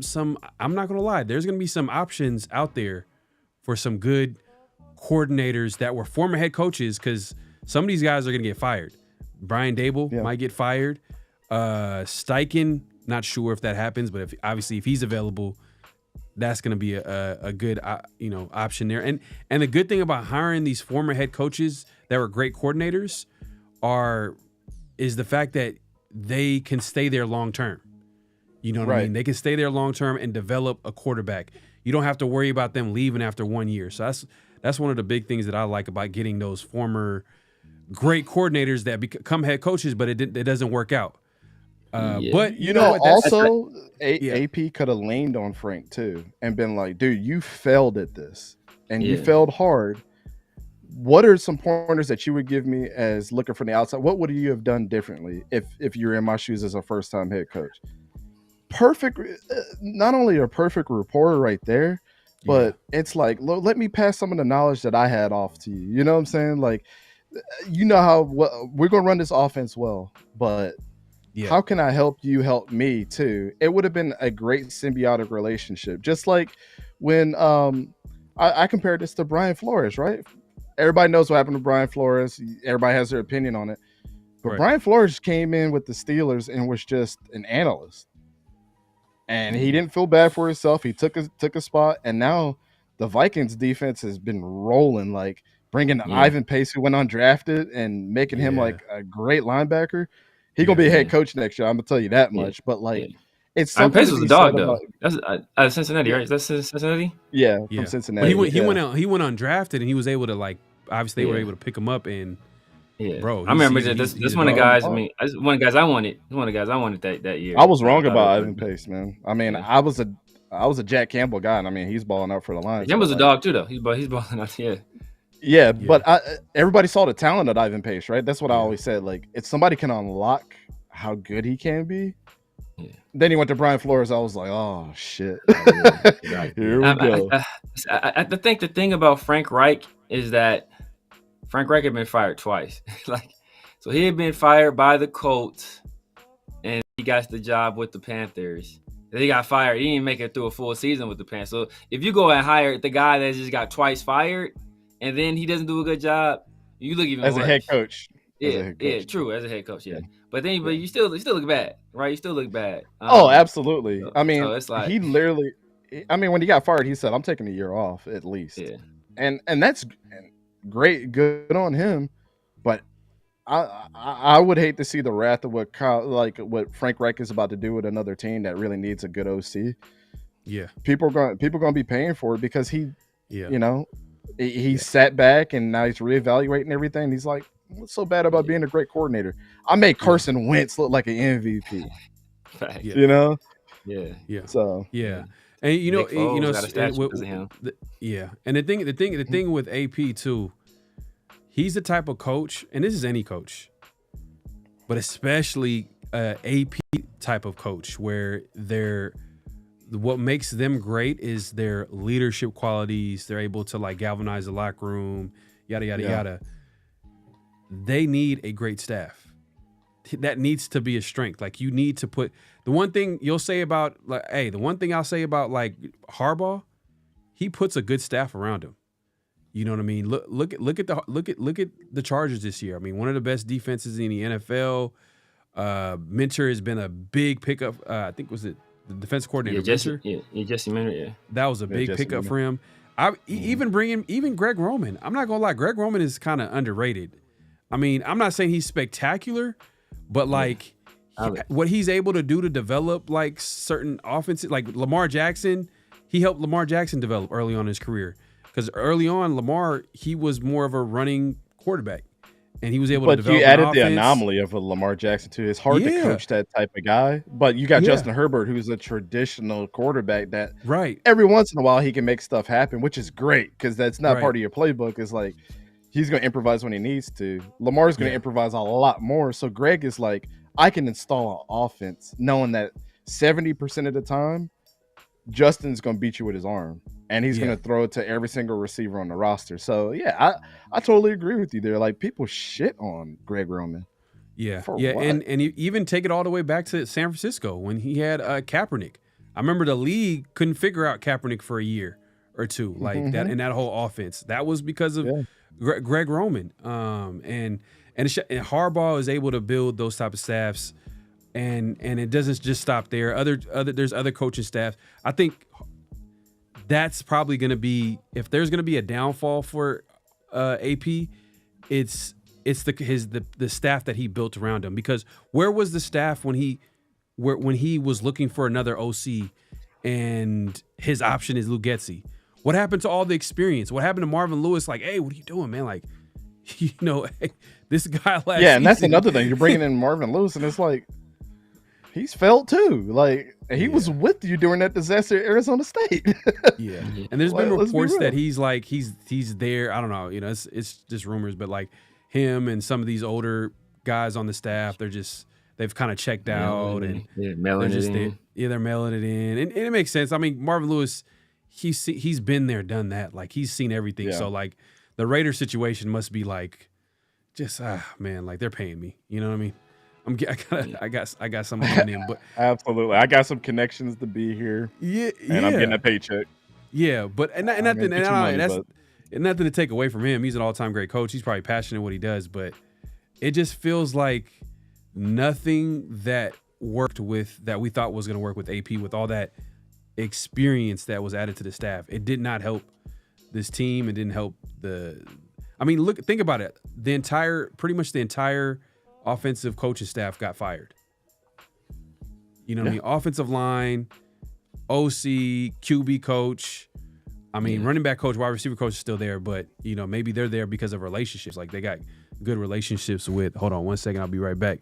But we're gonna get into Around the Nation, man. There's a couple of things that happened this week, and Devonte was out here talking as he usually does every week, once a week, with the Up and Adams show. Go ahead and share this real quick. Let's see here. And let me move this out the way. So here's Devonte talking about how it's going out with the Jets and why he's there compared to what he left in Vegas. There's a lot of narratives out there Twitter has blown this whole thing up, Devonte. Twitter has said Aaron's done. Aaron's not a Jet next year. You're not a Jet next year. What do you think? That's what the world is saying. Yeah, what I'm worried about at this very moment is trying to make sure that we pack the car seats for this trip that I'm going on. And that's really all that I'm focused on. Whether or not I'm here next year, I can't determine that. I'm not really thinking about next year. I'm thinking about trying to get a few more wins before we get out of here. Because if you bet me $1 million, I would have taken the bet. We would not have only had one victory right now. And, football is a tough sport. And obviously you look at it, people are obviously going to talk about whether or not it was the right thing to do for me to leave, teasing at the fact that, not much has changed as far as the record or, I haven't gone for 100 yards many times. And it's just a bunch of people just doing what they do. And it doesn't bother me at all. I don't, honestly, like I said, I don't pay any attention to, the chatter on the outside. And when I say I don't pay attention to it, I don't read it, any of it. Anything that I do here doesn't really matter to me because if I had, if they think I was the best in the world still or whatever, it's still not going to have any bearing on the way that I play. So I'm not really concerned on that. It's more about trying to make sure I get the most out of this season at this point. And regardless of whether or not it was the right thing to do, it was the right thing for me to do to come here and change scenery. And I think there's no denying that things are different. We haven't won the games that we were maybe supposed to win or, hoping to win. But when you look at the situation I was in Vegas and you look at the situation I'm in here, with the way that this offense is able to, the potential of this offense, or at least I at least feel hopeful that, going into the next game that we'll be able to have a good performance. And just based off of, different variables in Vegas, I started to not feel that way, even about myself and what I was able to go out and, contribute week in and week out. And there may be games where I have, 40 yards or something like that. And, I don't rock the stat sheet, but I still have a feeling that going into that game, we're going to be able to do our thing on that, minimum the offensive side of the ball, because that's the only side that I can, have something to do with. So at least just not feeling just helpless and hopeless, that at least, makes me feel better knowing I came here, gave it the shot. I'm still working with somebody that, I have a lot of confidence in and still can play ball at a high level. We just got to find a way to execute better and more consistently. And that's really what it comes down to. I like how the last part of that was like the most reasonable thing he said the whole time. Bro, he's got to play ball more consistently. Man, like this dude you could have started and ended with that. Been done. Bro, he was in denial. But Dante, man, quick take on what you thought about what he had to say. I mean, you're just moving the goalposts at this point in time. And look, I'm a Devonte Adams supporter. I got his jersey, I like the player Devonte Adams, but I mean, things can't be denied in the fact that if you're not there to do one of two things, be an ultimate contributor to the Jets and keeping it that way and keeping other teams' names out your mouth, just move on. It's in the past, right? Nobody wants to hear you talk about your past girlfriend all the time. Move on, move to the next thing. Let bygones be bygones. And then on the other end of that, you have an ultimate teammate and star caliber player in Garrett Wilson. That ultimately this dude said that you're one of his favorite receivers and you're on the same team as this guy. Be the ultimate mentor to him. just say, hey, I got 2 jobs to do: be a receiver and help my young guys out, be the best that they can be.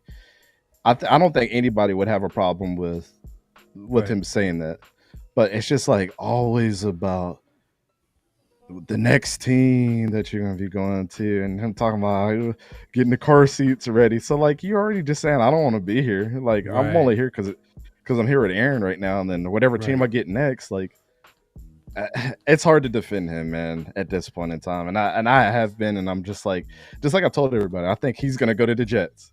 I got slammed for that, but I'm like, I think he's going to the Jets. He's already proven that he's going to just go to play with his best friends at this point in time.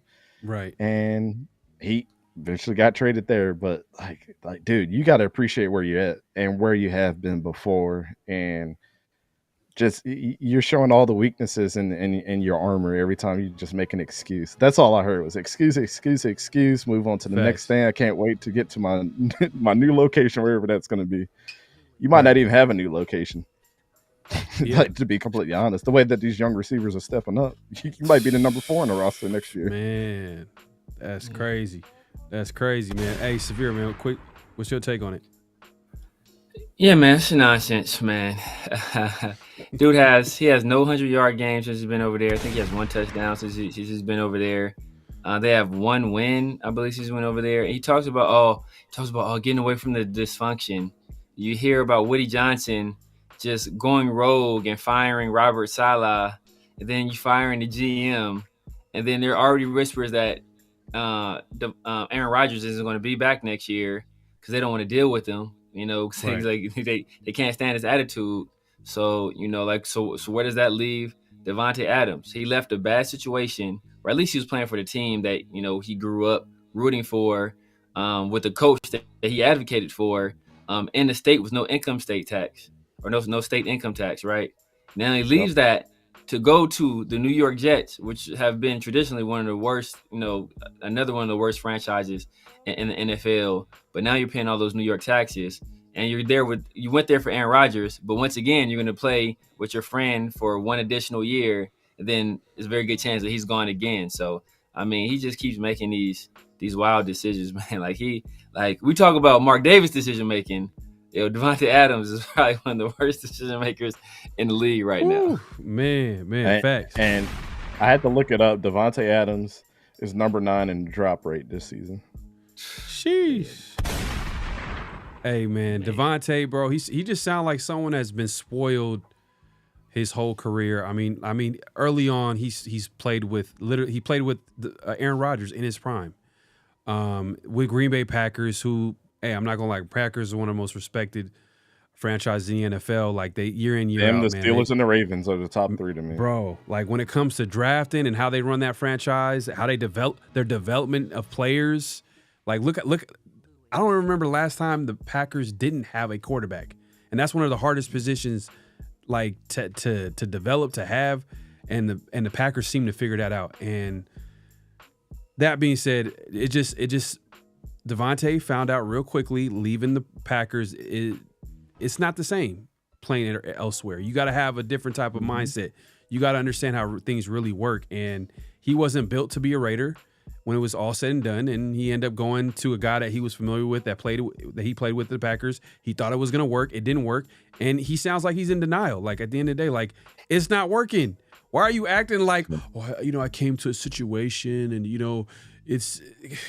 Like, even though it's not working out right now, I still feel like I could, bro. We see you dropping passes. We see the offense not firing all cylinders. You know what I mean? I just think that he's not going to admit it. He's not going to admit it, maybe because of ego purposes. But he made a terrible decision. I said that he should have went to the Commanders. He should have figured out a way to put that. I don't know if the Raiders were even going to do that and fulfill his wishes, but if he made it known that, hey, maybe the Commanders could have been an option. I thought the Commanders could have been a nice little, or even, there are other teams with better situations, but he didn't want to take that risk. You just mentioned he wants to play with his friends. I'll tell you the team he should have went to was the Saints. Steelers? Oh, the Saints. Oh, yeah. Like, literally, the best weapon on the Saints right now, because Chris Olave is been hurt.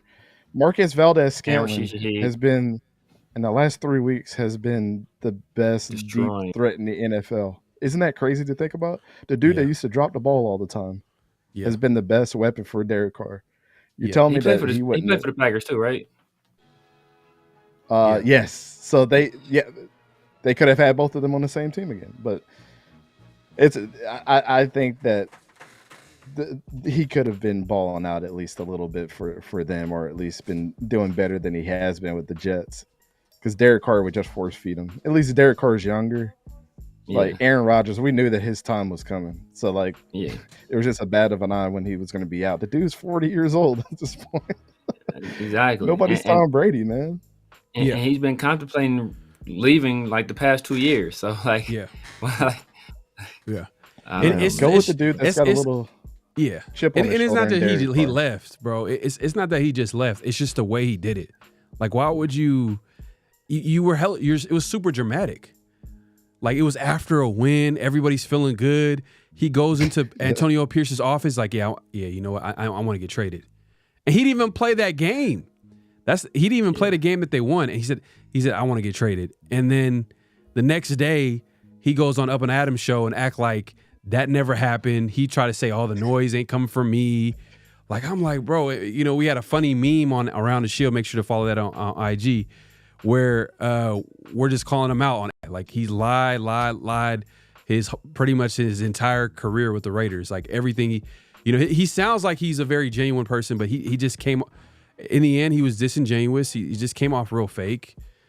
And I understand it's the NFL is a business, but like, if he would have left during the offseason, or if he would have left I don't know, maybe I'm asking too much and I'm not being realistic, but like, just the way it happened and unfolded, it just left. You know what should have happened in his career trajectory is he never should have came to the Raiders. Yeah, and he should have went to the Jets with Aaron Rodgers, and Aaron Rodgers would have had his Achilles injury, and he would have been crying there, and you guys wouldn't even have to worry about it, and he probably had the same type of trajectory that he's been on right now. Like, let's be honest, that's what he really deserves at this point for being, he's being a BITCH at this point. So yeah, man, it is what it is, but it's just it's crazy just to hear him talk like that, but it is what it is, man. That's just, I guess, such a well-respected guy. Just on I don't want to say this is Antonio Brown-ish, but Antonio Brown never really complained. He was just crazy. Devonte Adams is having kind of like that. It's like, dude, don't end your star-studded Hall of Fame career like this, brother. It's weird. Like, it's like he comes off like, oh, he's low key, he's not a diva, but he is. Like, his actions say otherwise. Like, you're a diva. You're a diva. It is what it is, man. I'm tired of talking about Devonte Adams. I know y'all are, man. It is what it is. He left the Raiders. He's with the Jets. And the crazy thing is, I don't think he's gonna stay. He's not gonna sign long term with the Jets. Like, especially if Aaron Rodgers is, you don't even know he's on the way out, and it's gonna be funny how everything unfolds. But we'll see. We'll keep an eye on it. But yeah, let's keep it moving, man. We got some Around the Shield here, man, and we got some. Before we even get into that, man, let's get into this talk right here. This is recent. Deion Sanders, Ice Cube, the self-proclaimed president of Raider Nation, had a interview, or they were at some type of podcast interview, and let me just go ahead and share the page here. Y'all could judge it for yourself, man. Come on, back. What would you do? You in my situation.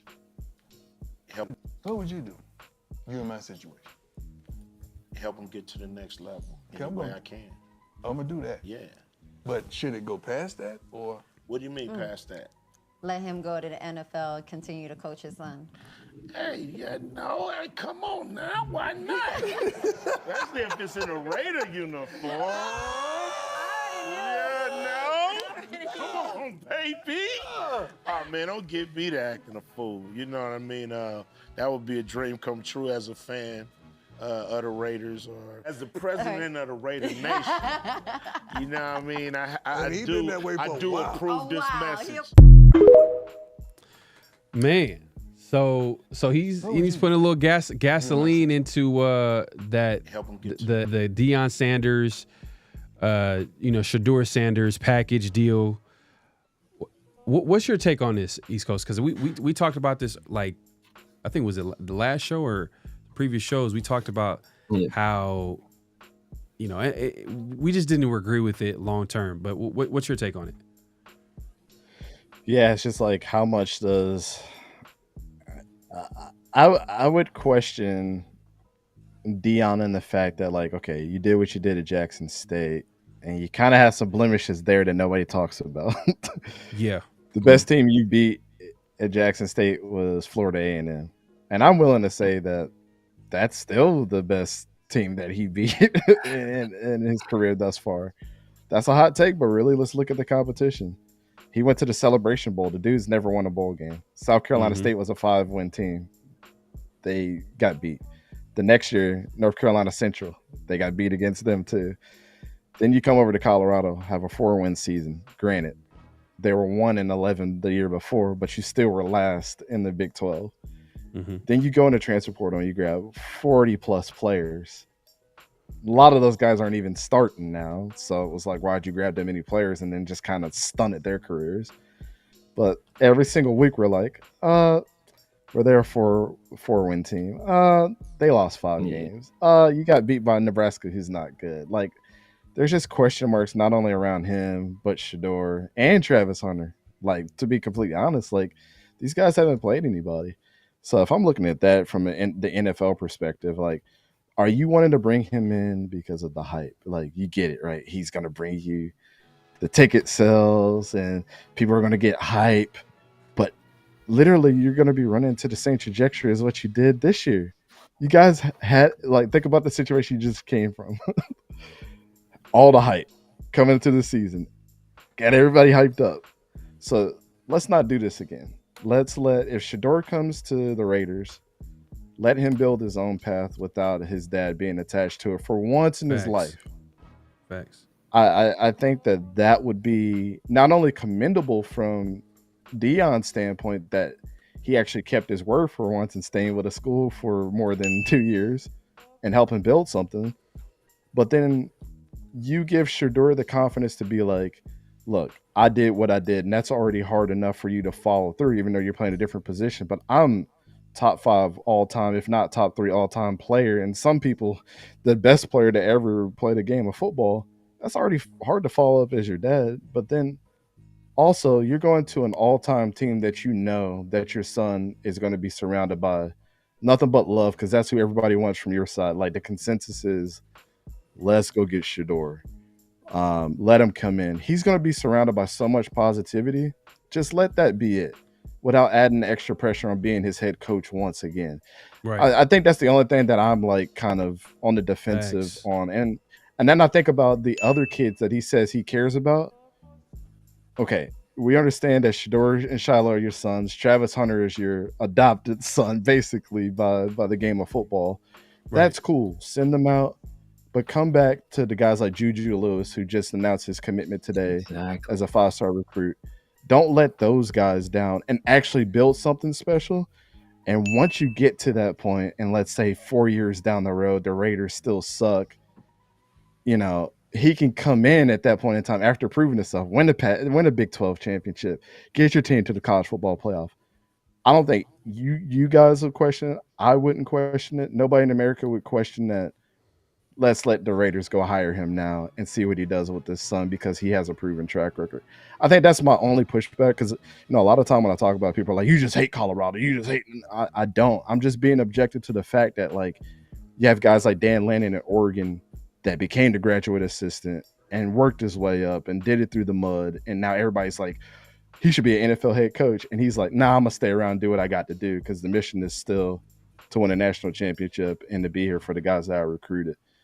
I think that's, you can't take yourself away after 2 years. I mean, if you guys are managers at your job and you're looking at, like, my wife was just saying this about somebody that they were talking about, like, you're looking at their resume and you see 1 year, 1 year, 2 year, 2 year, 2 year. You'll be like, well, he's just going to be with me for 1 or 2 years and then he's just going to bounce out.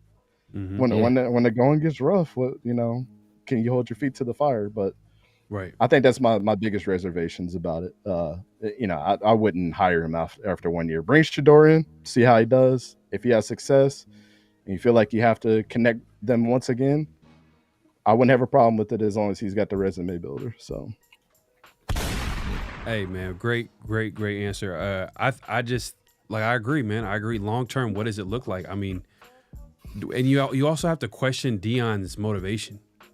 Does he want to be an NFL coach, or does he want to coach his? Does he want to coach his son? Which I have no problem with. I mean, I respect it. He's involved with his son. He wants him to be successful. But from the Raiders' perspective, it's like, so you're telling me that if your son doesn't work out here, you're checked out. You're not going to be here. Like that's just the whole the foundation is not. But that's exactly what I was saying. Is like show that you're committed to other people that are not your family and building them up too. And that's it. That's exactly my point. Is like he would prove that. Like I had a successful program with people that are not my family. Exactly. I can do it. Yeah. Facts. 100%, man. But yeah, man. Let's move it along, man. Because I know me and Severe, we talked about this early in the week. 50-50 show. Make sure to check that out. Yeah. Check that out every Tuesday evenings. Also, make sure to clock in. Like the thumbs, man. Like, comment, subscribe, hit that notification bell. Fire show, man, so far. But let's actually continue that conversation. Shedeur has his podcast. I don't know if it's his own podcast, but he does his podcast every now and then. He had Cam Ward on there, and they had a really interesting back and forth about contracts, future contracts, NFL contracts. And this was before the season started. It was him, Cam Ward, and Kyron Drones from Virginia Tech. They all worked out in the offseason. But yeah, this was an older clip, but yeah, it's kind of relevant now in the way the players are. Resurfacing. Yeah, appreciate the little insight there. Yeah, so this is before the season started. So let me go ahead and play the clip. Who's gonna have the biggest contract? Second contract. If we winning as a team, I'd take a pay cut, but I'm gonna get mine still. Okay, that's not really a pay cut because you're gonna get yours still. It just won't be front loaded. It'll be on the back end. You're not gonna max out. That's still taking a pay cut early though. Yeah, but if it's guaranteed, it's kind of guaranteed. Like Pat right now, he taking a pay cut compared to Trevor Lawrence new deal. So they got the reconstruction. Shout out Trevor Lawrence. Ain't time to do that. And he winning. That's why I say, really, if you want to win. Who's going to have the biggest contract? Second contract. We winning. So real quick, what's your take on this this conversation? I mean, it's all nice and dandy that you're saying that, but literally these kids are coming off of something that a lot of these current players have never gone through, which is NIL and making millions of dollars already. So it's a lot easier to come in from a struggle than being the number one guy and getting compensated because you're that guy right now. I think Cam Ward, his NIL deal was, correct me if I'm wrong, like $3 or $4 million to come in from Miami. You're not complaining. Yeah. So when you get your first contract, it's going to be like, oh, just add a couple more million onto that. Oh, my second contract. Yeah, I'd have already made all the money that I need to make. So yeah, I'll take a pay cut the next time to win. Right. To me, it's like, why delay the winning at first just because your second contract comes around and now you figure out, I got to get everybody paid. You can construct your contract however you want to. That's what your agent is there for. Your agent is going to push you to make more money, right? Right. But if you got the balls enough like Patrick Mahomes and Tom Brady, you're going to be like, my agent doesn't speak for my morals. I will take a pay cut. I'm comfortable with making this amount. So they can have that conversation as a rookie. But yeah, to me, it's just a lot more comfortable. Now, I would have loved to hear what Kyron Drones would have said about it because he's making way less money than they are. I mean, he's still coming in the NIL area, but you see, he didn't really say too much about it. But he's not a superstar like those guys are either. So I want to see what he had to say. He didn't say anything. So I don't know. Let's rewind the tape and see what some of these other quarterbacks that never were in the NIL era, see if they would say, my second contract, I'm gonna take a pay cut. Now they're gonna be like, I want my $20 million up front. What you mean?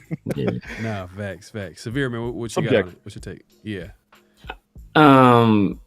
It's all well and good to say that when it's a hypothetical situation. Like when it's not actual dollars on the page where it's not actual real money. Like you can say that easily. Oh, man, I'll take a pay cut. Oh man, it's nothing to me. But when it actually comes down to it, and the money is actually in front of you on the line, and you can get it, you're gonna take it. You're gonna take it, man. Very few people are not gonna take it. So, I mean, I'm glad that they have that mentality, and that's what they're thinking about. They're thinking about like, hey, these are what great players are doing, and great players are winning. But like that, just you saying that now, paying lip service to it now, like let's see, like when it's actually real money and it's actually a real life situation, and you have to turn down some money or backload a contract, like to help your team sign some other players. Like, are you actually willing to do that? Maybe maybe Shedeur might be able to do that because hey, his family's taken care of. But Cam. Like you have opportunity to change the trajectory of your family tree, with one contract. So like, are you willing to kind of throw that away or lessen that? Like it's different when it's real. Right, you want to hear my hot take on this real quick? Yeah. Okay, go ahead. So here we go. Cam Ward was projected to be a 6th or 7th round quarterback last year, right? Yeah. And he committed to come out to the NFL. He said, I'm declaring for the NFL draft. He came back because Mario Cristobal in Miami reached out to him. They said, we need a quarterback. Tyler Van Dyke is going to enter the transfer portal. He's going to Wisconsin. His NIL valuation is $2.1 million. He's sponsored by Adidas, Bose, EA Sports, C4 Energy, and Giorgio Armani Beauty. So, are you saying this now because you got all that stuff and it was set up? Yeah. This is Cam Ward after the NIL deal. Why did you come back to college in the first place if this wasn't a big factor of you coming back? Yeah. I'm just saying, if money wasn't all that. So it's kind of like he almost seems like a liar, to be honest, and just saying the right thing for a podcast when you put that in the account. But I'm not motivated by money like him, but somebody put $2.1 million in front of my face. It's more money than I've ever seen in my lifetime. So. Exactly. Right. Yeah. It's hard to believe when they're talking about so much money and they're talking about it in a podcast where they know you already got like everybody's listening, and it's and like quarterbacks are like trained very early, like to say the right things, and I get it. But he did say he kept it real. He said I think he did say like if the team is doing what it takes to win.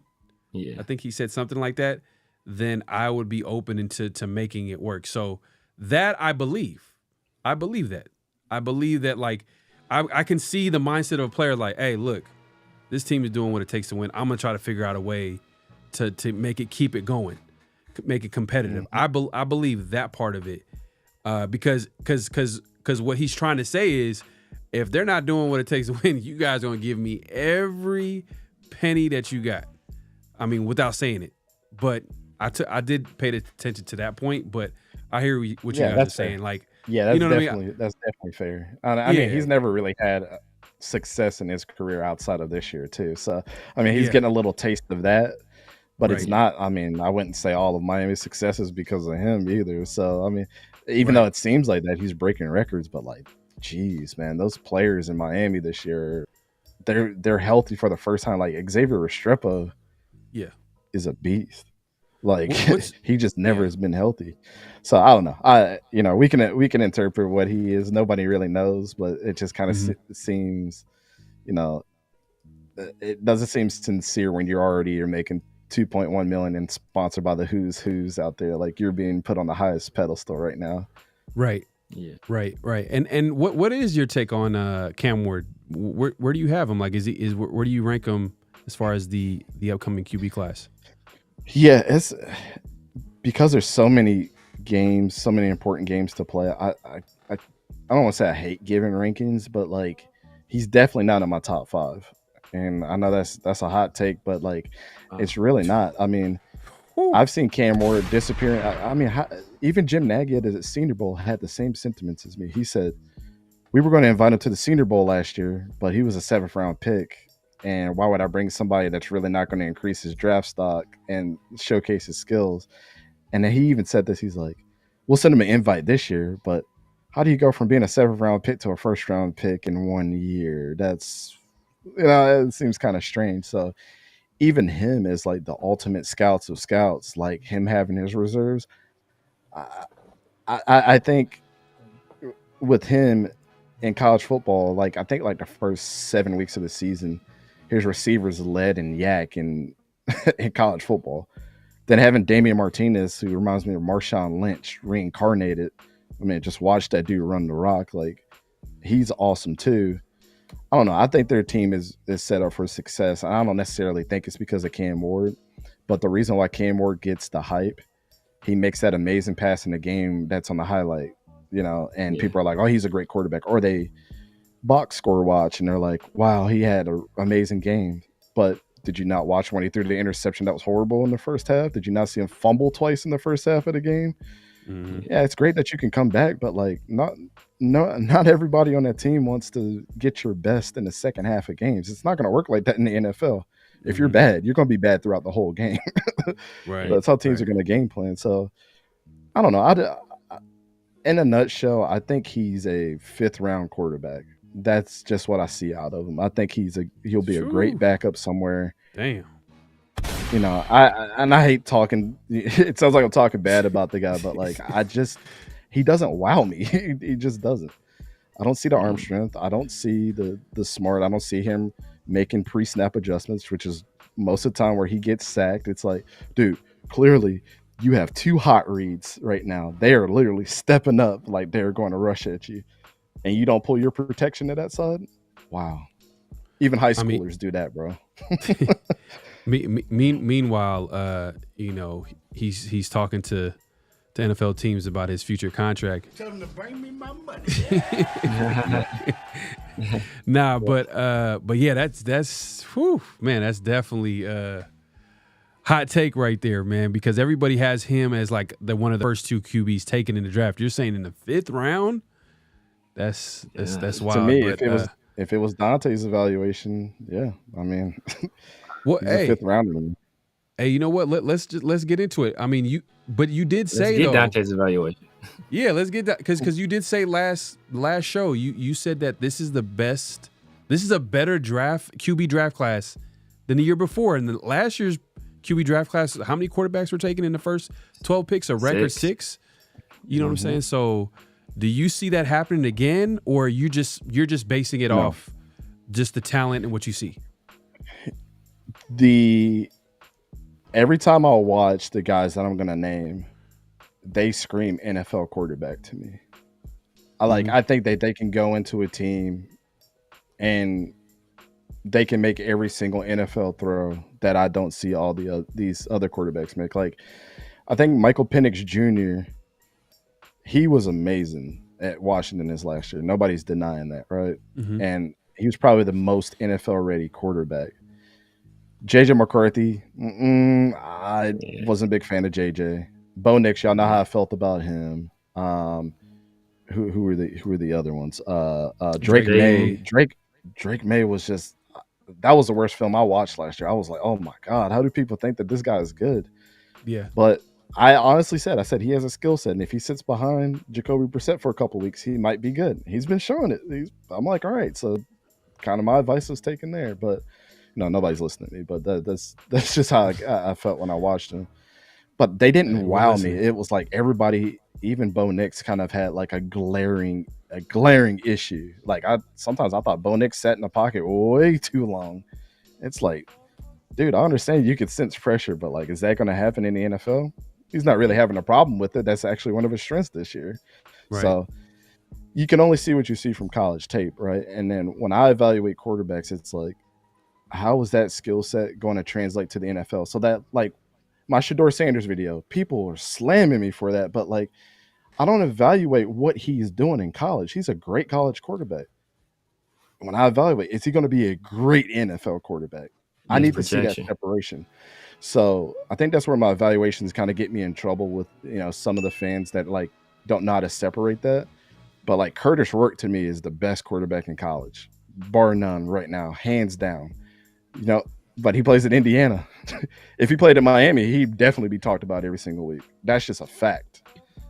The market dictates a lot of the time where you go. If JJ McCarthy was playing on Bowling Green, nobody would care. You know, unless there's some scout out there that was like, oh, he's got talent. That never really happens. So I think Curtis Rourke is 1A. And I'm going to give you my 1B is Dylan Gabriel. Dylan Gabriel from Oregon. I watched this kid from UCF back up Oklahoma. Mackenzie Milton and Mikey Keene, who's now at Fresno State, to him going to Oklahoma. You know, the only team to beat Texas last year in the regular season was Oklahoma, and Dylan Gabriel put that last drive, he put that team on his back. And they were one of the most feared teams in college football playoff last year. They were one of the 4 that went. So I seen that happen. And then what he's doing right now at Oregon got them as the number 1 team. That's not just for show, man. Like, people look at his height and his size, and they're like, oh, he can't do it. Baker Mayfield, Kyler Murray, the list just keeps going on. I don't care about size. Russell Wilson, we can't even have that conversation no more. Like, it's kind of ridiculous. Number 3. Go ahead. No, go ahead. Go to your number 3. Go to your number 3. Number 3 for me right now is Jalen Milroe. I kind of fought myself with this one because I really like my number 4 a lot. Jalen Milroe has done something that I haven't even seen Anthony Richardson or any of these other quarterbacks do in learning how to throw the ball through progressions this year. A lot of people like to say he's a run-first quarterback. Are you going to keep this big-ass quarterback from getting 150 yards on the ground if he sees a hole and running? No, you can't restrict him. But what you can do is have a coach like Kalen DeBoer, who just got done with Michael Penix Jr., to teach him, you have a deep ball and it's accurate. How can I get you to do that in the intermediate game right now, too? I got some clips from you guys for Jalen Milroe where he's slicing dudes up in the air. But people don't watch, so people don't see it. They just see his rushing yards, but he's crazy good. And Alabama is good because of him. And I thought he was like the first couple weeks. I'm like, damn, Jalen Milroe is the Heisman winner right now. But they've had some bumps in the road, but now he's got them. Like, he's just, every single week I see this dude, I'm like, he's learning, man. I love seeing maturation process of quarterbacks throughout the year too. Like, he's learning, and that's scary. Hey, you're getting me hella juice right now. I'm not gonna lie, bro. Because Jalen Milroe, he's that guy that's supremely athletic. That has he's probably gonna run a great 40 time. You know, everybody go crazy off the 40 time. Reportedly. So the fact that you're saying this about the tape that you're seeing, man, and we'll see, man. You got some hot takes, man, and let's just segue into your film breakdown. I mean, you named your top. I want to hear his number 4 guy. Who's your number 4? Who's your number 4? Yeah, I'll give you guys 5 real quick. Tyler Shug from Louisville. People are like, who? He was there at Oregon. He was at Texas Tech last year. He's battled some injuries, but what he's doing at Louisville, they almost beat Miami. The last quarter, he was on fire. Throwing in tight windows. I mean, he's been doing this all year. But people look at the box score, look at his stats, and they're like, I mean, he's good, but like, how does he separate himself? Watch Louisville play. He's got a rookie running back that is having a great season. He's opening up the pass game for him. Like, he's been great. I'm a big fan of Tyler Shug. When he said he was going to the East-West Shrine Bowl, I'm going to the Senior Bowl. When he said he's going to the East-West Shrine Bowl, I was like, damn, man. Because I want to see him in person, you know, give people to work. Then my number 5, I was high on this dude since I remember watching his high school film a couple years ago. He set records at Texas. He went to the same high school as Kyler Murray. Cade Klubnik from Clemson. Wow. He's throwing to a receiver that nobody knows, Antonio Williams. He lost his best running back last year in Will Shipley. Got Phil Maffa, Phil Maffa's good. Offensive line has been struggling. Defense has not been the same. But Clemson is a threat because of Cade Klubnik. And people talk about Jalen Milroe's running ability. The dude just put out. He had a great game last week with his legs. But to me, like last year, I was watching this film. I'm like, people think he's terrible. But he's making, remember that, tell you the best pass that you can make, backside, comeback route, outside the numbers. Cade Klubnik is like the best in the country at doing that. And he's starting to put it together with the team that was not supposed to be doing anything like they're doing this year. I mean, they've lost, I think, 2 or 3 games at this point. They'll probably make the ACC championship. But Clemson was supposed to be buns. And this is a team that doesn't bring in transfers. Like, Dabo Swinney does not bring in transfers. So he's doing it with young guys. Like Antonio Williams, I believe, is a freshman too. So it's like, Cade Klubnik is my number 5, and he could be higher on this list. I think every single one of these guys are interchangeable week to week, except for Curtis Rourke. I think Curtis Rourke is sitting at the top by himself right now. Hey, bro, your top 5 quarterbacks. I don't think anybody you have. That's like the most. Like you haven't even mentioned anybody that like you haven't mentioned. Shedeur, the guy from the guy from LSU. I've seen people talk about him. Yeah, Mr. Meyer. Yeah, Garrett Nussmeier is going to probably stay another year. Drew Allar from Penn State. I love Drew Allar. I was banging the drum for Drew Allar last year, but I think honestly, he's going to transfer to Ohio State. Like he's going to go to the transfer portal and go to Ohio State next year. And not come out? He's from Ohio. Yeah. They have no receivers. They don't recruit receivers in Penn State. You know what they got at Ohio State, though? A bunch of them. Yeah. They got like 8 of them. They got over there as a dog. Yeah. Yeah. If I was Drew, I'd be like, I'm going to Ohio State and I'm going to be the number 1 pick next year. If I was him, I would do that. Yeah, man. Hey, look, man. Hey, you heard it here first, man. Look, already talking about top 5 QBs in college football, or top 5 QBs coming out. This is your top 5 QBs coming out in this upcoming class. And we're going to break down some film. I'm going to go ahead and, or my guy Dante is going to be breaking down some film, and we're going to be obviously watching it closely. But go ahead and show us the first clip, man. What you got for us? I believe this first clip, if I remember right, this is one of those instinctual plays that you really can't script for as a quarterback. And that I think a lot of people need to give Curtis Rourke his flowers for. And then an amazing catch from the tight end. I'm not going to I'm not going to give him not his flowers, because he deserves his flowers too. Right. But what you're going to see here, they're going to motion this running back out. This tight end here is going to go pretty much up the seam. The safety is going to shadow him at the top, and then you got trips down at the bottom of the screen here. So I'll let the play out, because I just want to see y'all's reaction. This is like a ridiculous play. So they're in man coverage. You know, so they're going to slide the box over to get to tight end. 44 is right there, you know, right up the seam. Now, the one thing that I want you guys to focus on is 13 right here at the safety position. One thing that's instinctual about a quarterback that he needs to recognize is where his position is. It's easy to say, like, is this guy looking, you know, to the left or the right side of the hash marks? Obviously, he's looking to the left side of the hash marks right now. And I don't even think, you know, just from seeing this play, not only is it a high snap, he gets set, 44 is right there in the seam. He gets the ball out, and he catches the ball. Now, I'll let this play out so you can see what type of pass this was. He could have thrown it in the inside here. Back shoulder. But he saw that the tight end was closing in, and he made the adjustment on the fly to throw it to the open area. The reason why this is so impressive is because not only the tight end had to shift to make the catch, but I'd rather take an incompletion in open space and have my tight end make a great play on the ball. But the only reason he can make a great ball or make a great catch is by Curtis Rourke throwing a great ball too.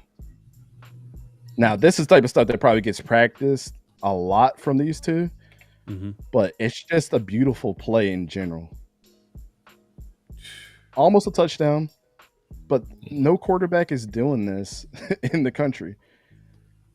He could have thrown it in the inside and it possibly would have been knocked out or hospital ball. I'm gonna let my tight end go and do what he's got to do.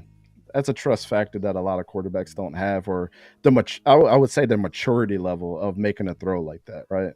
Right. So I think that's like, you know, one of my favorite plays from him. The second play here. No, that was Colorado. Hold on, let me pull up the other one.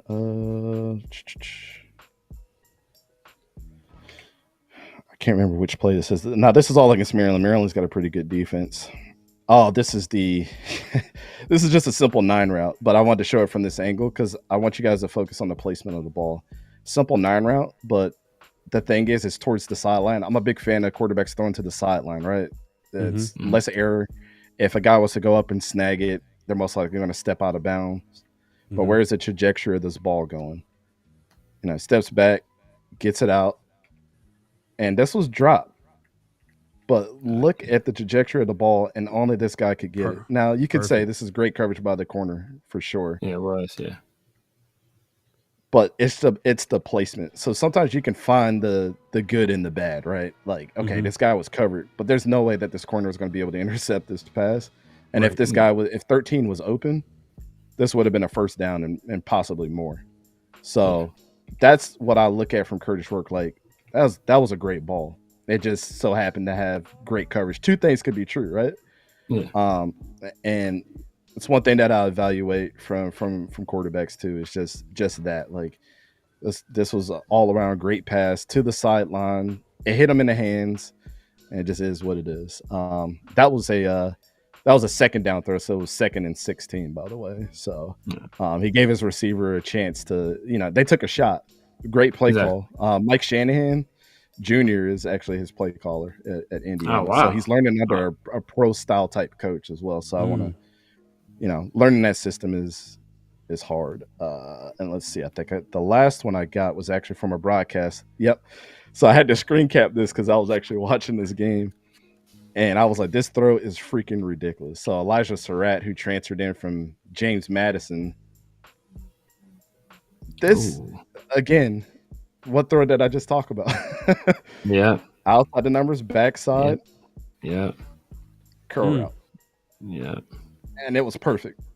Yeah. Yeah. I mean, on our stream, we was doing a play-by-play of this. I was going crazy when I saw this. He I was threw like, it you can't before tell he, me that there's not a better quarterback in the country. That is ridiculous.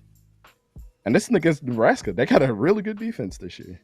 Yeah. And I'm 3rd and 8 too. That's the other thing. This is 3rd and 8. Making a gutsy throw like this, big time NFL quarterback. Big time. So I don't know if those threes don't make you guys a believer in Curtis Rourke, but to me, hey man, there's nobody better in the country than me. Man, hey y'all, if y'all ain't subscribed to my guy East Coast Gridiron, man, y'all need to go over to his YouTube channel and subscribe to my guy. This dude is breaking down film. He's bringing some stuff to us, man, that no one else is bringing. No one's talking about this. To be honest with you, everybody's talking about the obvious Cam Wards and the Shedeur Sanders. You know what I mean? We're you don't see him making talking throws like that. So, man. So what we got here, man? So this is Dylan Gabriel. So this is my 1B right here. Now everybody talks about his size. What was this? 3rd and 9. All right. So this is against Ohio State. They are ranked like number 1 across the board in defense this year. Yeah. So let's keep that in mind. He's a left-handed quarterback. So he's dropping the ball back, and then this is a 9 route. And just look at this was a catch. Let's kind of break it down here a little bit. So this is an offense that Jim Knowles likes to play, which is kind of like almost like a 4-2-5. Yeah. Where's my little? Not that. Where did my stuff go? Okay. So as you're gonna notice, we used to call this, when I played kind of flat. Like whenever we saw this, like the DBs are flat, meaning probably my underneath routes are not going to work at all. So if I'm going to have to beat them, I'm going to need somebody that's a speedy receiver to get in between these guys. The thing that they're seeing they're drawing up obviously at Oregon is this trips inside. We used to call this duos as well, but this is a 3x2 set, which is kind of nasty against a 4-2-5 because you're expecting to run a lot of underneath stuff. You might have a guy go up the seam here, but really we like to call like levels concepts here, where it's something like this. The guy's coming up top here, maybe a guy's running through the seam and catching this guy. So, or like a mesh route. Mesh routes get run like out vertical mesh routes. Yep. Get these guys a crossover, so you're confusing, like you're eliminating all these guys, eliminate the linebackers completely, and possibly make a safety jump down here. You got this guy coming down here. So usually you'll have like a receiver try to get up the seam.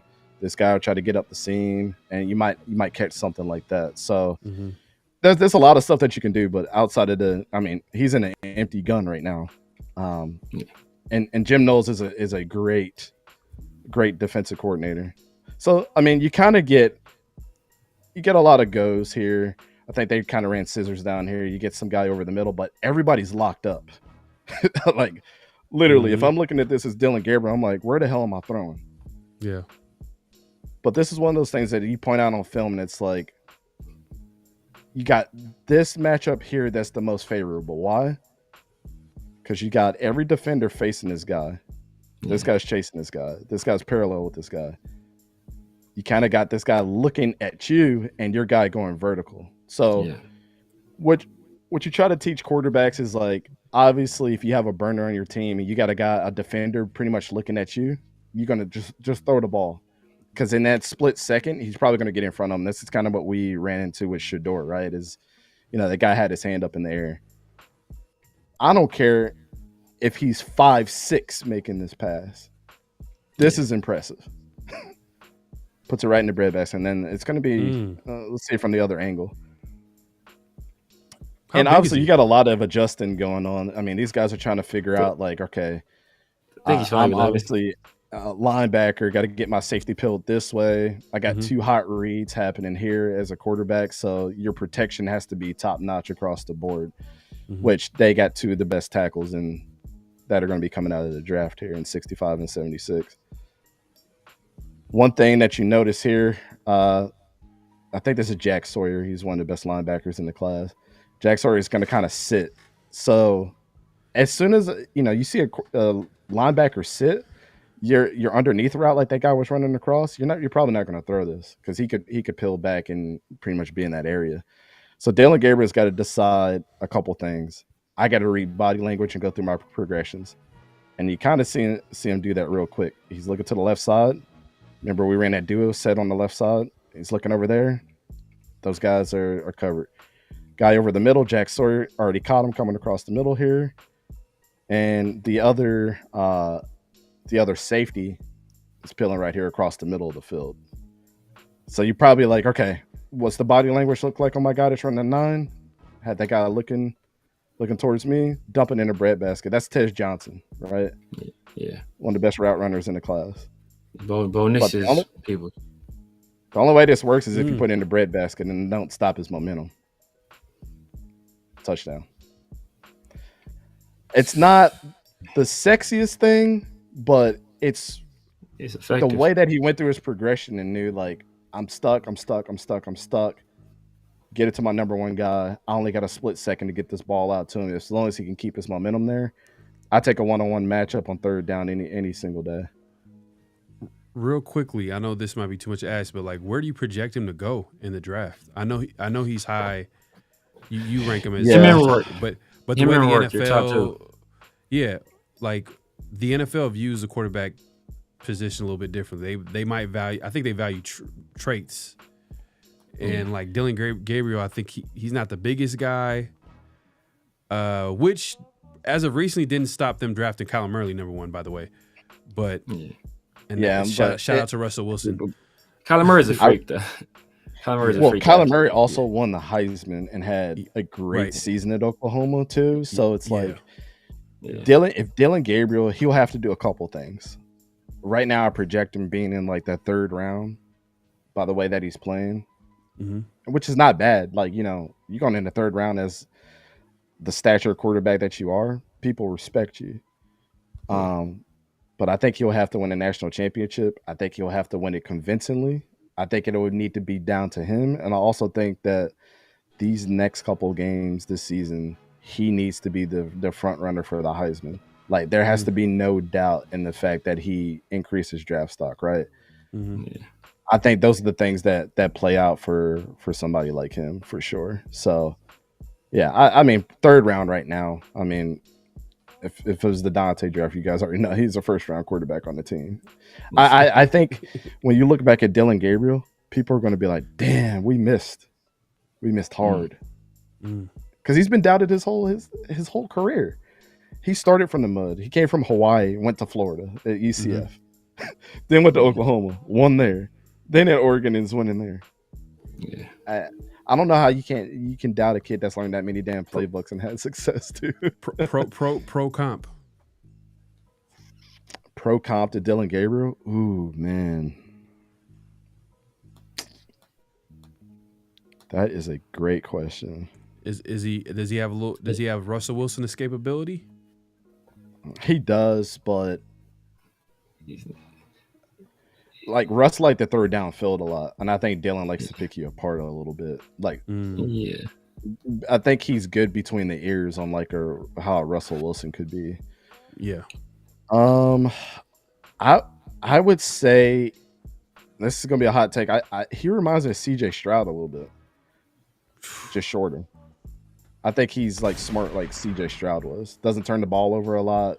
Can escape when he needs to. I mean, he'll run a little bit more than CJ Stroud, but when CJ Stroud played against Michigan a couple years ago, everybody saw the wheels that CJ Stroud had too. So it was like, okay, Hey, he just never Severe was just like, what, CJ Stroud? Because Severe is a big CJ Stroud guy. I mean, he called him out day one. Thought he was the best quarterback in that draft, but you're calling him CJ Stroud, man. It was 1A, 1B for us with Bryce Young too. Like it was CJ Stroud and Bryce Young, and it was just like whoever you like. Man, hey, real quickly, I know you got to get through some of this game film, but like Bryce, what's your take on Bryce Young? What's going on to him? Have you given up on him? Like Nope. the Panthers have? Nah, I'm not giving up on him. I mean, he was more impressive on film than CJ was because he dealt with a lot more adversity. And I like seeing that out of a guy. Like, he was pretty durable for his size. He got his ass whooped his last year and put Alabama on his back. Like, I like that a lot. Like, the grit factor of Bryce Young was good. I just think CJ's tape was so clean that you really couldn't deny him. But you could also scapegoat him saying, the dude had the biggest offensive line in the country. He had the receivers. I mean, how many first-round receivers did he play with? Like 5, I believe. It was Chris Olave, Garrett Wilson, Marvin Harrison Jr. Hey, McAkee is about to be a first-round guy too. Yeah. Yeah. Jeremiah Smith, yeah, he'll be one. Cornell Tate will probably be when his time is up. Like, he played with a bunch of Hall of Famers for sure, and like in college terms. Jackson Smith and Jigba, like he played with all those guys. Yeah. So you could handicap him in that aspect, but I really thought it was 1A, 1B. You flip a coin, whoever you needed. I thought they're both going to perform, and I think the situations would have been the same if you were to flip Bryce to the Texans. I think he would have had the similar year to CJ with the Texans, but I think if you put CJ on the Panthers, he would have survived a little bit long because of his size. But outside of that, I think we'd be almost looking at the same thing. Like, dang, CJ Stroud's a bust. And it's like, there's nobody on this team. It's garbage cans. Yeah. I mean, it's the Panthers are they're dysfunctional. It's crazy. And he was drafted. He was drafted into a place that didn't believe in him. Because if reports were true, they wanted CJ Stroud. Like the coaching staff wanted CJ Stroud. And the owner wanted Bryce Young. They got Bryce Young. So now you're in a building where the coaching staff doesn't believe in you. Like, bro, it's like, nasty work, man. Exactly. Yeah, it's nasty work. Yeah. I like both those guys. I haven't given up on them. I think what'll happen is if they give up on him too early, they're going to regret it if he goes to a good team. Because right now you gotta build confidence in him, and he's not a rah guy. Like, you saw CJ Stroud all in the offseason doing all the interviews. Well, also that has to do with the fact that obviously he was polarizing because of what he did too. So of course he was going to be in the media a little bit more. But I don't think Bryce would have been the same way if he had that success. I think he still would have been the quiet guy that we know. You know, I don't know. I really don't factor that into who's good or who's bad, but I think it would just have been interesting in that aspect that people would really like Bryce even more if he had the success that CJ did, and people would have been like, "Oh, he's an ultimate, franchise guy, never makes excuses for himself, quiet guy, great with his teammates." But that doesn't win you games when your team sucks, So, but it's easy to go to him and say the Panthers suck because of Bryce, but you're starting to see him kind of getting his footing. I don't think people are giving him enough credit for what he's been doing lately too. Like, they don't suck that bad when he's there now. So I mean, sometimes you have to bench people to give them that little bit more motivation. Like, okay, I'm not untouchable. You know, I think Trevor Lawrence had to deal with that with the Jaguars. Like, he never has been threatened. CJ Beathard was not threatening his job, but Andy Dalton coming in, and it's the reality. Yeah, Bryce is going to be a little pissed about that, but he's going to handle it the correct way too at the same time. Yeah, I kind of seen it coming too. Like that first year, I was like, man, like, because when we see quarterbacks being unsuccessful for the most part, it's because there's a lot of instability all around them. You know what I mean? It's like what I'll tell you what I would change about the NFL. I don't know if you guys heard me say this, but just for your audiences too, like, I honestly think quarterbacks should be drafted only in the second round and below that. And here's why. There's so many teams that you would take the question out on if teams tank. That would be the first thing. Teams would not be as in depth to trade away draft picks that they shouldn't trade away, i.e. your first round draft picks. Mm-hmm. And you can actually draft in the first round guys that can be staples in your defense or offense for years to come. Like, offensive linemen would be more prevalent. Edge rushers would be more prevalent. Mm-hmm. And then the second round, it would be hard pressed to say if a quarterback was there versus a running back that you need, that you might not pick the quarterback. You might pick the running back that you need, because the third round, you're also going to have guys that are available too. So you're not totally out of the woods of finding your franchise guy, but the teams like the Panthers and stuff like that, they can't build when you tank your complete team and use your first round draft pick on a guy that has nothing around him. This is why the teams that have been bad for a long time have been stuck in purgatory, because we hold the first round pick solely for our franchise quarterback, when quarterback should be chosen in the second round and after. And so you go and get your actual franchise guys to help your team. But that's just me. It's not popular, but logically it just makes sense to me. I've seen way too many teams just that would not have only to ruin be, the quarterback. Yeah, that would have to be enforced. They would have to make a rule, because for teams to follow that. But I hear you 100%. Yeah, so it has to be some structure around it, because I've seen too many good quarterbacks from college come over to the NFL and go on shitty teams and not be good. And it's like, how can you blame them? Like the Browns. You know what's interesting? Just to go back to the Raiders real quick.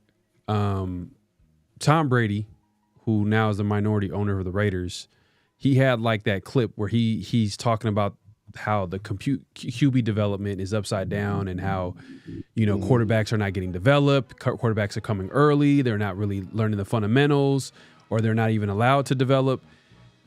Now that he's in the building, he might be a huge resource for the team, especially when developing that position, just because now whoever they get, they'll allow that player to develop. They'll allow that player to go, because the Raiders, to be honest with you, we don't really have our developmental. I don't think we're like, if you're comparing the Raiders to the Packers, for example, like, it's night and day when it comes to like player development and just drafting. You know what I mean? And if we can develop a QB, that was one of my things when you said Jalen Monroe.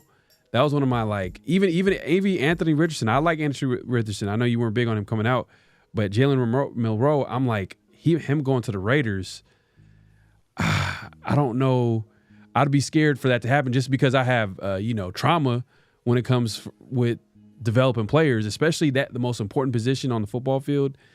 I think Jalen Monroe needs to go to a good situation for him to develop into the player that he should. I did this mock draft on Graf's channel, and even Stuart Schweigert was on the live too, and they kind of questioned me on how I drafted. But I think literally you guys should draft this way. You should.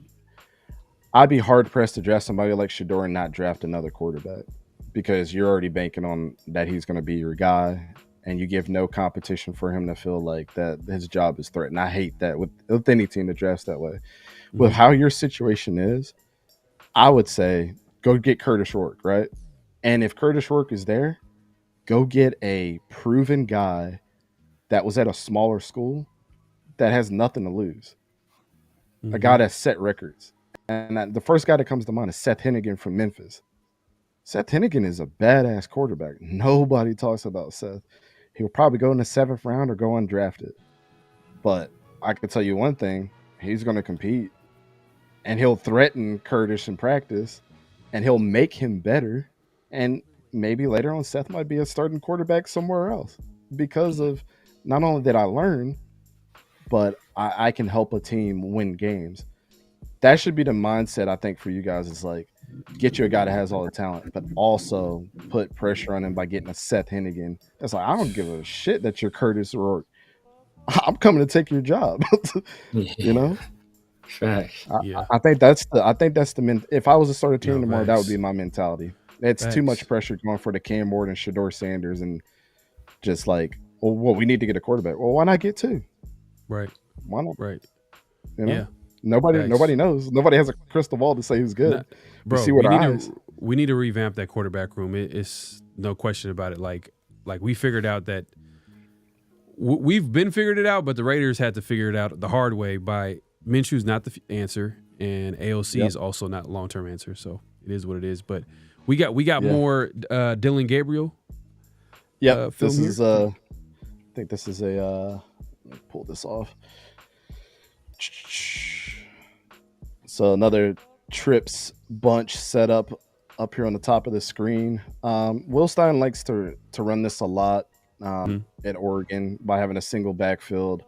I had some guy on Twitter telling me that, like, how did I expect Shedeur to throw to the tight end and when he's running 11 personnel? Well, Bo Nix and Dylan Gabriel do it a ton. So it's not a formation that you just don't throw to tight ends. But so you're going to have, single backfield, Trips up on the top. And, of course, I always like even matchups because somebody can get open if you set a pick here, right? So Dylan Gabriel drops back. And this is even more difficult because what we consider to be front side for a lot of us, which would be this way for right-handed quarterbacks, this is his backside. Yeah. Mm-hmm. So that's something to keep in mind since he's left-handed. And he throws a heater. Now let's get to the other view. Now this was to Evan Stewart, transfer from Texas A&M. A couple things that I want to recognize here. Okay, he didn't get like an all-out pressure. His guys took and did their job right across the board. This is not what's impressive. The impressive part is the fact that his protection broke down. Jack Sawyer's on his ass. Got the whole offensive line to the right side. He obviously has a clear hold to run. Now, in any other case, if this was Justin Fields or somebody, they're probably going to take off, right? I mean, Jalen Milroe, he might score right there. Oh, yeah, he might score. But Dylan's trying to beat you with his arm. Stepped up in the pocket and delivered a good ball to Evan Stewart down here. It was a little low, but if I go back to the other view, what was impressive about this is the fact that he was kind of blanketed on one side. So as soon as he got open here, this guy was going to come down, this guy was going to come down and kind of smush him. So this needed to be low and this needed to be on the opposite side. So a lot of people, this would have been a bad throw, but this is the only way that he would have got this completion because you got too much underneath space and you have this guy over the top. You overthrow it, it's an interception. You underthrow it, it's an interception or a knockdown. So you had to throw it low and you had to throw it to your even side, which would be this side of the field. This is the type of stuff that, like, I don't think people realize. Like, they think that this is a bad pass, but you had to put it there or it could have been a disaster. Again, the difference between the open throw or the right throw. Yeah. Because he could have hit homie on top right here too. I get that. He was getting open. But the pocket was collapsing. He had to make a decision. Right. So I just wanted to call out that pass was, I thought that was pretty excellent. And these are unorthodox passes, right? Not that everybody's going to say is amazing. What I like what you're doing, not to cut you off, but what I like what you're doing, when you're breaking down the film, you're kind of like breaking down the nuances of playing that quarterback position. You're not showing like, oh, throwing it deep. Oh my God. Like you're showing it like, hey, this guy, yeah. It's like the attention to detail. You're like you said, you're kind of projecting how if they can play in the NFL level, because this is NFL play.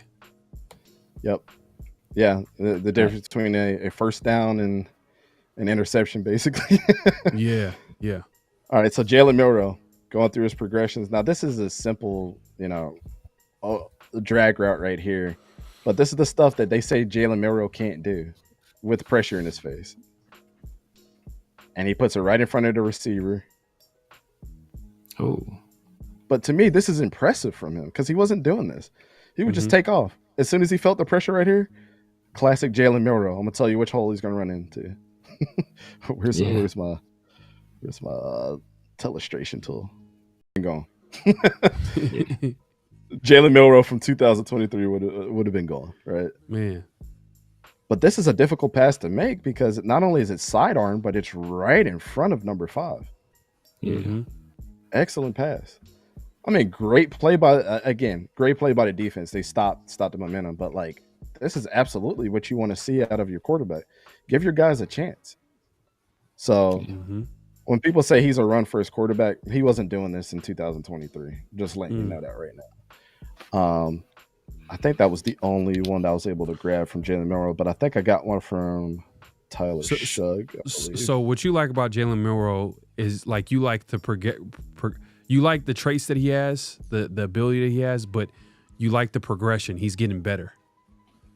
Exactly. He's getting a lot better. He's getting better. So now you could be like, hey, this guy should be taken early. You know what I mean? Or taken in the first round at least. Mm-hmm. Yeah. So, and that's one of the things that we talked about. I think me and Farrell talked about this with Jalen Milroe. The fact that, I wanted to see, because I was high on Michael Penix, right? Michael Penix was my QB2 last year. But I had seen, Michael Penix at Indiana with Kellen DeBoer as well, and be like just a raw guy with, loads of physical talent. Carrying it Indiana, carrying them to being ranked for the first time. I think they beat, who would they beat for the first? They beat Notre Dame or something for the first time in like 30 years, something crazy like that. But just those injuries. And then I saw him go to Washington and kind of do the same thing. So I was hoping to see, like, what? Let's see if Kalen DeBoer can take a similar ball of clay and kind of turn him into an elite quarterback prospect. It kind of sucks that he only gets 1 year with them. So I think if Jalen Milroe was to come back for another year, we'd see him take another leap forward. But just you talking about the leap he's already made, I think that's impressive. That's an impressive job from him. That's a testament to his work ethic, but also, from Kalen DeBoer, this is the second time he's doing it with one of these type of guys. Yeah, and let's be honest with ourselves here. A lot of people are going to draft off of the spectacle of how good you are with the media. Like we can't ignore that fact for any NFL team. Yeah. If you've ever watched a Jalen Milroe interview, yeah, he's great. We're gonna get a little spicy with this take, but it is absolutely the truth. And I hate to pull this card up, but it's absolutely the truth. Big ass black dude with braids and tattoos is already going to get the bad perception, right? You got to be smart to go to Alabama. Yeah. You got to be smart to have stayed as long as he has at Alabama under all those quarterbacks and pick up for the next guy with Nick Saban last year and then get benched and have an incredible rest of your season when you come back in. And he never once batted an eye at that. He constantly says the right things. And then this year, the quarterbacks that are out there are all going to get the praise when you're high-fiving your teammates coming in and out the tunnel. But he's out there pregame talking to the fans. He's talking to other guys on the other team, just like kind of getting to know them just like personally. Like, yeah, a lot of people are probably frown on that, but like to me, it's just like you're a great dude. Like, I want nothing but success for that type of guy. But when the lights are the brightest, Jalen Milroe goes out there and he balls the F out too. So, but he's always gracious in defeat, and he's even more gracious when he wins too. He's a very He has that humility about him as well. So I think Jalen Milroe is kind of like the perfect package of a quarterback. And then what's even more impressive, like you guys were saying with Kalen DeBoer, his trajectory into like playing quarterback and being patient and not wanting to take that first run. Because whenever you run, you can fumble. But whenever you can pass and put it on the money, the only thing you got to worry about is a drop and not turning the ball over. Right. So I love that progression about Jalen Milroe this year. So what would you say, like coming out, like what, if you're pairing him with the OC, because right now the Raiders, for example, like they need to, that OC hire is going to be huge. That offensive coordinator. Let's just say AP comes back for another year, right? Which he should. You know what I mean? It's like he's only had one season, but even though he should come back, doesn't mean that he will. But let's say he does come back. That OC hire. What type of OC would you want to pair with a Jalen Milroe type of quarterback?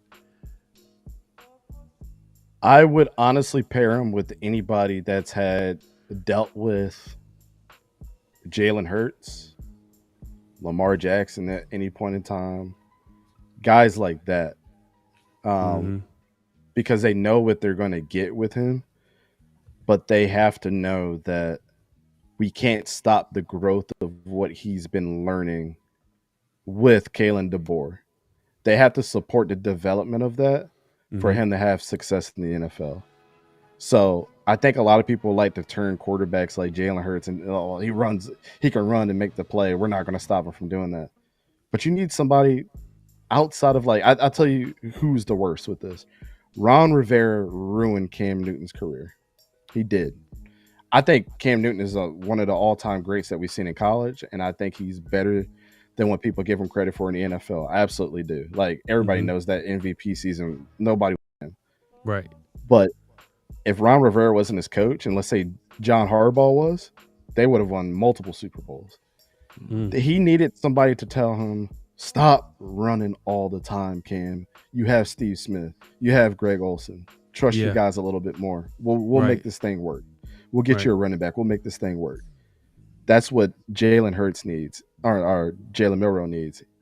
He needs somebody that's going to support him as a passer first, and then say, when it's time to be electric, turn the lights on, baby. Let's get it running when you got to. So as long as he doesn't go to a Ron Rivera type situation, he will be what Cam Newton could have been for a long time. I think that's his trajectory. Like, his ceiling is Cam Newton, but a little bit better. So let's just hope that Steichen gets fired and we pick him up as OC, and the rest will be history, man. Hey, Jalen Milroe is gonna be a Raider. Yeah, but I think the worst team for him to go to, the scariest team. There's actually two teams in mind. The first scenario is not going to happen, but I'm just saying how crazy this would be if he was a backup in Baltimore. Because they're going to develop him and then send him out, and he'll be great somewhere. Because Todd Monken is going to put his arm around that, and he's going to learn from Lamar Jackson. That would be a scary scenario. It'll almost be like the Eagles when they drafted Jalen Hurts. Yeah. But if Brock Purdy sucks this year, and Kyle Shanahan is oh my God, let's go get Jalen Hurts or Jalen Milroe, man, in 2 years, they're gonna be the best team for a long time. I mean, it'll be nasty work for a long time if they get Jalen Milroe, because they'll sit him behind Brock Purdy. Yeah, that'd be terrible. Yeah, that's the scariest situation in my opinion. So is this another Jalen Milroe? Yeah, this is the last one I got for you. So this Jalen Milroe, everybody knows that he could throw the 9 route, right? But the reason why this was impressive is I've seen Jalen Milroe arc this ball to the sideline and it get intercepted while this guy is taking outside leverage on him, right? The receiver's going to take the outside leverage and push him out. But number 3 is trying to get inside. He already beat the safety. Let me pull this out. So he already beat the safety here. The difference between what he would do last year is obviously the corner is trying to get him from the back, pause. But trying to get him covered from the back because he's so used to him throwing this way on the field. That but this is what Jalen Milroe liked to do was throw here, which is not bad, whatever.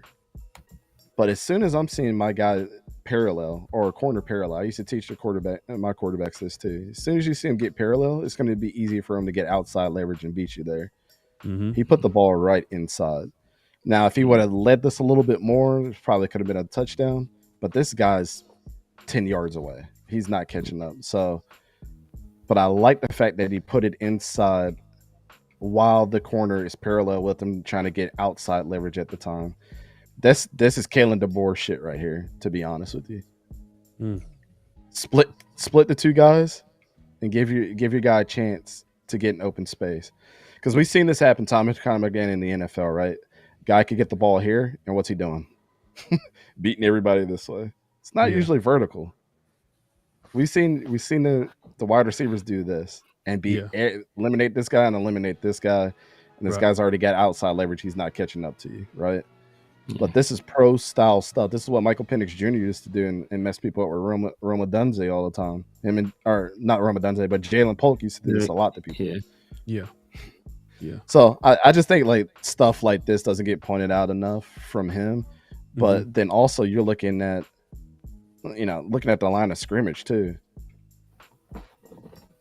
Great blocks all around. I mean, your tackles got you covered, but he stepped up just slightly a little bit. He could have thrown this pass. He had this guy pretty much locked up. You got two safeties looking down on your tight end right here. And he took his one-on-one matchup down the field, and it worked out the way that Kalen DeBoer likes to do things. So not only is he executing their pro-style offense at this point, but he's just taking that little step up, bam, arcing that out, putting it in inside where the numbers are, and got an easy first down. So you do think that he needs to develop, like he needs some time to like really blossom. Oh yeah, I'm not saying of course I'm not saying that he's perfect by any means. I definitely think that, like I said, somebody needs to support his development as a quarterback still, but he's showing you that he has all the intangibles and all the he's smart between the ears now, and I think that's where he was lacking before. And of course, Nick Saban and the rest of those guys, just go be you, Jalen. You know what I'm saying? Yeah, right. Nick Saban's a defensive guru, so he wasn't known to develop quarterbacks. I mean, AJ McCarron, where'd he end up? The rest of these guys, you can't really name a good Alabama quarterback. This would possibly be the best one coming out outside of Tua, right? Yeah. So Bryce. I mean, I knew you were high on Bryce. Oh yeah, and Bryce Young, but Bryce was hype ever since he was at Mater Day. I'm in Cali, so we know all about Mater Day. And him and Bill O'Brien were like this too. So Bill O'Brien ain't no joke. Yeah. Nah, man, that's look, talk about offensive coordinators. I look at. That's one guy. That's one guy I'm looking at. That's why the Raiders wanted to go. McDaniels at the time wanted to get Bryce Young, was because of Bill O'Brien in that offense and how there might have been familiarity with Josh McDaniels' offense. But he's doing. But then you look at CJ Stroud and be like, damn, bro, like, golly. That's a whole different conversation for another day, man. Hey, man, salute to ECG, man, East Coast Gridiron, man. Make sure to subscribe to his channel. We appreciate him coming through. It's been a great show. But we're not done yet. We got to do our weekly game picks. I mean, I know you're a busy man. Do you want to stay for the weekly game picks? Good, all right. Let's go ahead and look at the game picks. So last week. Before we do that, a little bit of breaking news. Raider concerning, well, not breaking. It's been final for a little while now. Everybody else will know, but the Browns beat the Steelers, so that's one less team that messed up my parlay. Hey man, I wouldn't have called that, but it was a short week though. It was a short week, and they had like a physical game. I think physical game against the Ravens. Yeah. So that's going to be tough to bounce back from, and then you're playing against another division rival in the Browns. I mean, we would have. I'm not gonna lie, I wouldn't have predicted the Browns to beat the Steelers, but you know, Jameis hey, Winston, man. It is what it is. But let's go ahead and look at last week's results, man. Here we go, man. Hey, look, I had to do what I had to do, man. I had to take care of business. Mike went 6-7. I obviously went 10-3. Severe went 9-4. The overall season total of the weekly game picks, Mike's 56-38. I'm 59-35. Hey, I got up one game, man. Last week I was 6 games away, 5 games. I had a terrible start, by the way. Just to give you context, Dante, I had a terrible start, bro. Like it's that's all why good. We do this on our channel every single game, every single week. I'm 101-64 this season. So okay. Oh, damn. All right. Last week I was 7-6. I'm watch Dante's channel and give my picks. Yeah. So we started late. Like I think after like week 3 or something like that. We were like, oh wait, we said we're gonna do this, and we should have. So we just ended up starting it in. I think later than that. I think it was late. You're both 500, man. Not a lot of people are putting their records out. So hey man, I respect that for sure. We got to, but yeah, Severe is leading the way with 64-30. Man, look, it's a long season. We still got some season left, bro. And by the way, this is for a hat. It's for a hat. That's the wager. You know what I mean? Yeah, so not too bad. So we gotta make it interesting, a little competitive, friendly wager. 7-3.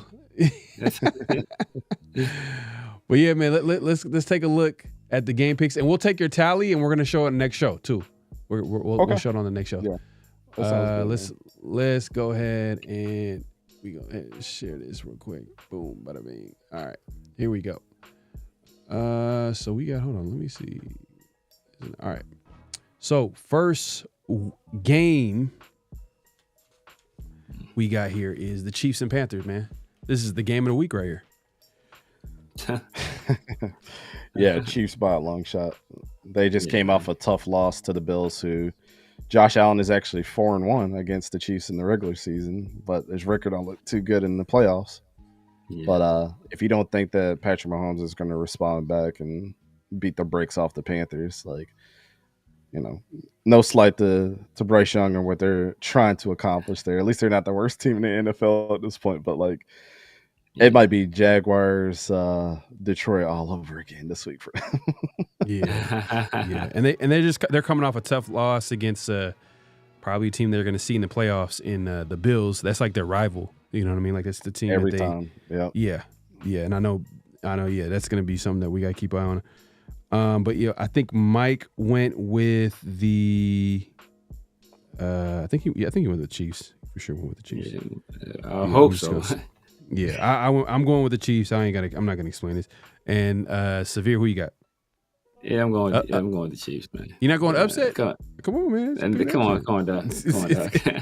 This dude trying to 7-3/8. That's what I'm going with. That's funny. Hope you're good with fractions. All right, man. We got Vikings, Bears. Who you got, ECG? Vikings, Bears. I'm actually going to surprise you with this one. I'm going to go with the Bears. The Bears. I think with the OC change that they had, Caleb Williams actually last week looked really, really good, despite their loss to the Packers. But it was 2019, and he was a big, big part of the reason why they were up in that game. DeAndre Swift starting to feel a little bit more comfortable there. Roma Dunze actually had a pretty decent game too, so you're starting to see him, but like 7.5 yards a pass for him, which was, I believe, his season high so far. But as long as they can eliminate the sacks that he tends to get, and Minnesota, they are kind of like on a downward trajectory. They're kind of taking a little back seat, even though their record doesn't really indicate that. But they've been struggling here lately. This is the best time for them to strike. And, of course, picking a divisional game is always a little rough because it could end up different ways. But 4-6 for the Bears so far this year is kind of surprising. They've been playing like a 1-win team. But I think the Vikings take a loss here. Another close game. It might be reminiscent of the Packers-Bears game. They win by 1 point. So Okay. Well, it's interesting though. Are you not buying into the veterans? Not really a fan of Caleb Williams, and kind of calling for the backup. Forgetting his name. Tyson Badgett. Yeah, to start, because that was a storyline going into that whole week. That like there was a little bit of back and forth, and even I think our flag on a play. If you watch 50-50 show, flag on a play, we had DJ Moore kind of like walking off the field and kind of bumping into Caleb Williams after getting up from an injury, not even acknowledging like, "Hey, you good?" Like he just bumped into him like, "Oh, you're there? Oh, yeah, okay, whatever." You know what I'm saying? Like, it seemed like I mean, I don't read too much into that stuff. I mean, like, frustrations are high. And DJ Moore has been known to kind of do this. I mean, he's kind of like, he's one of my favorite receivers in the league, but let's be honest, he was kind of like this with the Panthers when they were losing too. But I mean, I think somebody like Keenan Allen has to come in that room and really get these guys straight. Like, okay. We're losing. I get it. We got a rookie quarterback. We got to make this dude look good, or else we're going to get overshadowed every week by a rookie in Rome Odunze too, and he's going to get a lot more comfortable with him, and we're not going to be here next year. So I don't mind the frustrations being high. I mean, let them know that you're a little frustrated, but let's be honest. DJ Moore expects to get 15 targets a game, and that's not going to happen when your wide receiver room is like actually pretty talented across the board. Very talented, yeah. Mm-hmm. Yeah. I don't mind that. I don't read too much into that. I expect them to be humans and not everybody have the same, the same personality across the board. That's kind of naive for us to think that. Yeah, I got you. Well, Mike would end up going with the Vikings. I'm going with the Vikings, man. You mentioned earlier the defensive coordinator over there with the Vikings, bro. He's doing his thing right there. He got the defense rolling, and I feel like he's a perfect type of defensive coordinator to go against a rookie quarterback, throwing all those blitzes, kind of putting him on the spot. So I know he's played better as of late, but I'm going Vikings, bro. I got to roll with the better team here. There's gonna be some upsets. I'm gonna have some upset picks, but I'm going with Vikings on this one. But Severe, what you got? I'm going with the Vikings as well. There's a lot of turmoil in Chicago. Basically, Eberflus coaching for his job. I think he's kind of acting out of desperation right now. And when you start doing stuff like that, it's kind of downhill from there. So I'm gonna go with Kevin O'Connell, good offensive mind. Brian Flores, good defensive mind, and they have loads of talent on both sides of the ball. So I'm going to the Vikings. Here we go. So we got the Titans and Texans. Another game of the week, man. We got trash matchups, my God. Yeah, Titans and Texans are interesting. Again, we're starting to get into those divisional matchups that are kind of stinkers, but actually will determine a future of one team, right? Could knock a team out of contention in the Texans and make them look weaker than they actually are. But I'm going with Houston. I think Nico Collins being back is actually a huge plus. I said this kid was generational as long as he was going to stay healthy. In the draft that he came out, which was Derek Stingley Jr., he should have had 5 picks in that last game, to be honest. And I think this kid's going to be on the jug machine all week long, shoring up them hands, because you got Will Levis back there, and he's Derek Stingley might get 3 of those picks back he should have got last week against them. I actually kind of seeing this be a blowout. Like Houston's playing at home too. I think this is going to be like 35-7 or something like that. I think they're going to stump a mud hole in them. Yeah, but I'm taking the Texans here. I'm gonna have an upset pick here, but this is not one of them. Titans is one of the worst teams in football. I just thought about the Titans, and I wanted to ask you real quick, what do you think of Mike Vrabel? Because that was like there was a report recently about the Raiders possibly being interested in him. It was a surprise kind of that he was let go last offseason. What do you think of him as a head coach, being fan of the Jaguars and going against the Titans twice a year? You think he's a good coach? Yeah, I like Mike Vrabel, man. It was kind of blasphemous that they let him go after 2 years before that. Remember, they were the number 1 seed in the AFC in the playoffs. Yeah, Ryan Tannehill a couple years before that was having the best season of his career. Like, right, and Ryan Tannehill, you know what I mean? Like, They were balling. Yeah, they were balling. So I don't know, man. If you guys get Mike Vrabel, it would obviously be an upgrade. I also think, AP versus a proven guy and Mike Vrabel, you kind of want to get into that, the Raider way, like you guys always say, tough nose. Let's play our type of football. Don't let people run through us. Mm-hmm. Yeah. You think Mike Vrabel's the interviews that he will have as a Raider? People are gonna be I'll be proud every single week. You'd be like, yeah, he's a player's coach. And he's a player's coach too. You know what I mean? Like, meaning that like the players they fight for him. You could see, like, even with the Titans, like the players believed in him. But it'll be interesting, man, because there's a lot going on with the Raiders behind the scenes. But just to move it along, man. Hey, Severe, who you got? Titans, Texans. Texans. I'm going with the Texans. I mean, you already know. He kind of already talked about it. First of all, Joe Mixon is having a revelation of a year at running back. Nico Collins back healthy. And then he talked about Derek Stingley Jr., but early in the year, his play has kind of tapered off a little bit. But early in the year, Kamari Lassiter was on pace to be Defensive Rookie of the Year. Now, obviously, Jared Verse probably that guy now, but Kamari Lassiter is still a very capable corner. All right. And Mike also Bengals went with crying the real Texans. tears because of Joe Mixon right now. Oh man, facts. They miss him a lot, man. They definitely miss him a lot. And Zach Moss, is he hurt? Is he even playing? Like, what's he's hurt? Yeah, that's Zach Moss is hurt. Chase Brown is their number Zach one. Moss hurt. Isn't that a surprise? But now just to move it along, man. We got the Lions and Colts. Dante, who you got? The dominance that the Lions have been on. They're the best team in the NFL, and if they had Aiden Hutchinson, it would be even worse. Yeah, I think the Lions by 1 million in this game for sure. Anthony Richardson's going to have a tough time. The one X factor in this game, man, and one player that I was high on, he was actually number one on my cornerback board, was Terran Arnold. Terran Arnold started off the season.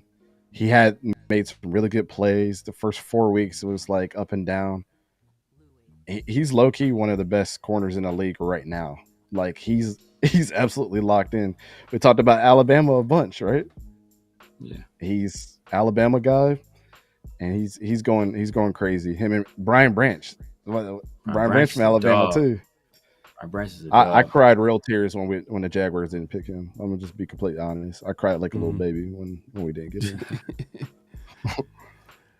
But yeah, hey man, Lions haven't failed me every time I pick them this season, but it's gonna be in Indianapolis. Anthony Richardson, man. AR did have his best game of the season against the Jets, his first start back, and he played big in the fourth quarter, like, to bring him back, because I think the Jets were they leading? I think they were leading the game at some point. He brought him back and won the game. Yep.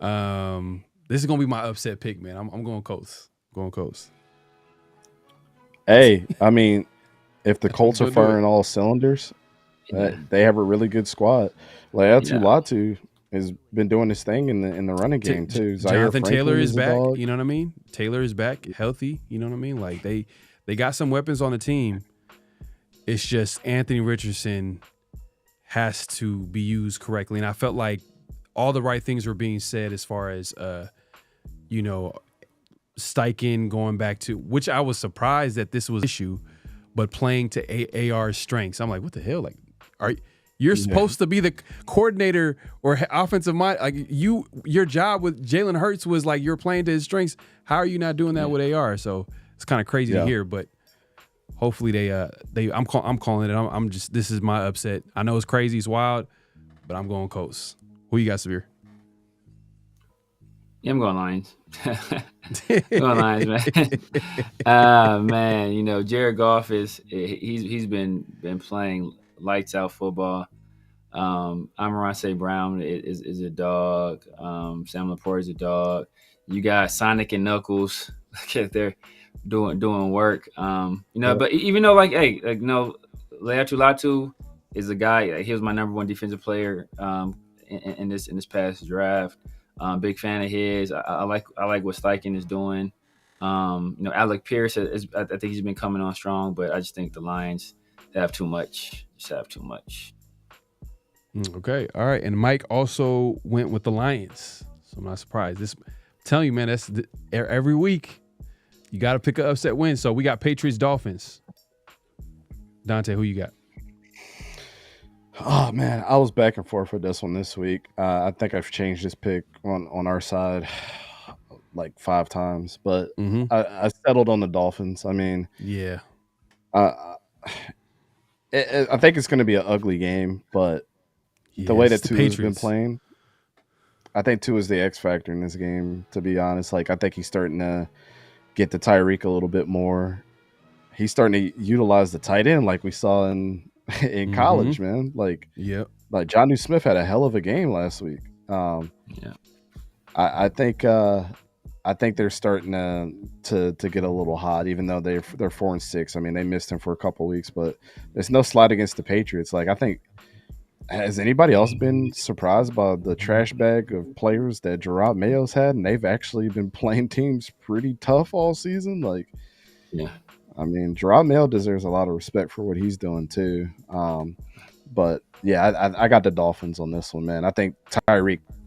I want to see Tyreek versus Christian Gonzalez. That's the matchup I think all of us are going to be watching for. Whoever wins that battle is going to win the game. Yeah.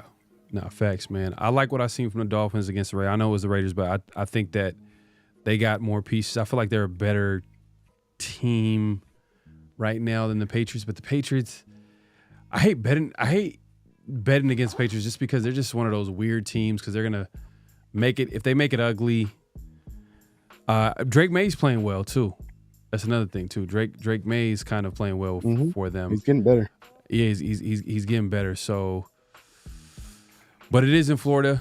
You know what I mean? It's a home game. I'm going to the home team. Dolphins. Who you got, Severe? Yeah, I'm going with the Dolphins as well. I think Tua's back. He's running in the form where I know Mike McDaniel is one of the better play callers in the league. His offensive scheme, it's a lot of pre-snap motion, a lot of ghost motion. Like I think, and then they have weapons. They have weapons over there: Waddle, Hill, Jonnu Smith, A-Chain, Mostert. I think there's just too much for the Patriots, and they're at home. Got you. All right, we got the Bucks and Giants. You got Dante. God, it's a terrible game. Yeah, it is. I still think as long as Baker Mayfield is their quarterback, he gives them every chance to succeed. Some of the most impressive rookies of this year have honestly been Bucky Irvin and Graham Barton, who's been playing guard for them. Bucky Irvin, bro, he's nice. Yeah, man. And then on their defensive side, like they're rookies on that side of the ball too. Shout out to our guy that we interviewed, Tyke Smith at safety. He's been battling some injuries, but when he's been in there, he's been a great compliment to Winfield. So I think Bucky and the boys do a good job against their run defense. They might put up, Bucky Irvin and Rashard White might put up 100 yards apiece on these boys. But yeah, I don't think Baker's going to ask the pass game to do a lot. I think the running game's just going to be terrible for the Giants to deal with, to be honest. So yeah, give me the Buccaneers by 17. Man, he calling a spread shot there too. Man, but Bucks, I think it's across the board for me. And also, Mike, Severe, is it also the Bucks or is it the Giants? Y'all don't believe in DeVito? Nope. We talk about Bucky Irving, a guy I was high on pre-draft was Tyrone Tracy out of Purdue. The guy's been balling. Malik Neighbors was, I think I had him as my wide receiver 1. But that being said, Buccaneers. Buccaneers. But you know what though, man? Hey, look, DeVito's getting the start this week. You never know, man. You never know. It's just Dayball is. He's one of those guys that we've kind of circled as Raider fans, like as a possible OC option if he's available, because it looks like he might not come back after this season. There's possible chance he might get fired, and if that's the case, that should be high on the Raiders board as far as OC. That being said, the Bucks, bro, it's just the Giants is just not every time team. you think they're down, they come out with a win. It's crazy. Yeah, man. Cowboys Commanders divisional game, NFC East. Who you got? Commanders for sure. There's no quarterback in Dallas that could save their season. To be completely honest with you, and if your game plan is not to throw the CD every single time you see him on the field, then you're automatically asking yourself for a loss. A lot of people say defense wins games, wins championships. No matter how good the Cowboys defense is, you can't handicap how terrible that offense has been.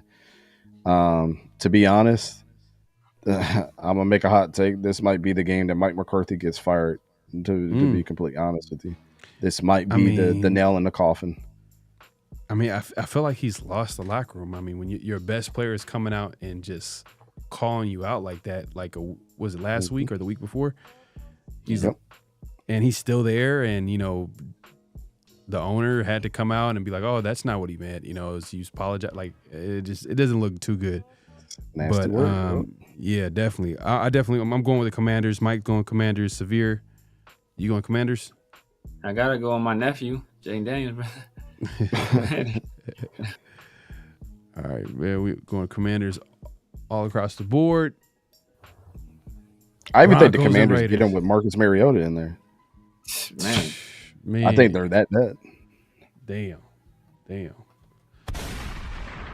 But we got the Broncos and Raiders, man. Who we got? Like I told you, I'm gonna still go with the Broncos here. I do think this is, as far as scores, that this is the I don't know what the spread is on this game. It's probably something ridiculous, but I think it should really be like -1.5 or something for the Broncos. I think it's gonna be that tight, and I think you guys are gonna come out of this game pretty proud of the team that you're gonna see. I think everything that we're saying was pretty true. New offensive, direction for you guys as well, and I expect Trey Tucker to be involved more in this offense, because what you saw last week was kind of what I was alluding to. A lot of the short game was real successful. A lot of yards after catch. That should be your mentality this week. So I'd say the Broncos by a field goal, but that's just me. Yeah, I got the Broncos, man. I think the secondary being hit with injuries is going to be. I don't think the Raiders can overcome that. And right now we don't even know who the starting running back is going into the game, and we're going against you. You talked about this earlier. Front seven, as talented they are, and we don't know who the starting running back is. Offensive line has been an issue all season with inconsistency. Has it gotten better? It has. I mean, Colton Miller has gotten better. He's played better. JPJ obviously has been way better than what we had with Andre James. But I just think that right now Broncos are just a better team than the Raiders. It just is what it is, and I got the Broncos, man. Yep. I picked the Raiders last week, but I did too. I picked you guys. I thought they were gonna come out the bye week. You know what I mean? I thought that the new offense, like a team's gonna be energized, but it just when you Minshew's your starting quarterback, it's just not gonna be enough. So I got the Broncos. Severe, who you got?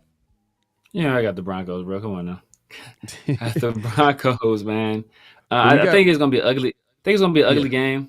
Kind of like East Coast Gridiron said. I think it's gonna be an ugly game, low scoring game. But yeah, I think they win it. We just don't have enough. if they were able to hold the Falcons to 6 points, 6 points last week, something like that, 6 points. Like and that's a team that has Kyle Pitts and Drake London, and it's we're not going to be able to do much. And they have a great front seven. Zach Allen was a guy I liked a lot coming out of Boston College. John Franklin Myers has been a guy I like since his rookie year with the Rams, out of Stephen F. Austin. He's come alive, man. Man, and so he was good with the Jets. He was a good player with the Jets. So I mean, and he's having his best year of his career this year. So yeah, man, the Broncos. Mm-hmm. I bet you were losing your mind when he got traded to the Broncos. Like, man, I saw that. I was trying to tell my buddies. I was like, bro, have y'all seen him play before? Nope. I was like, you just don't know the impact that he's about to have. Mm-hmm. And we do have an upset pick alert.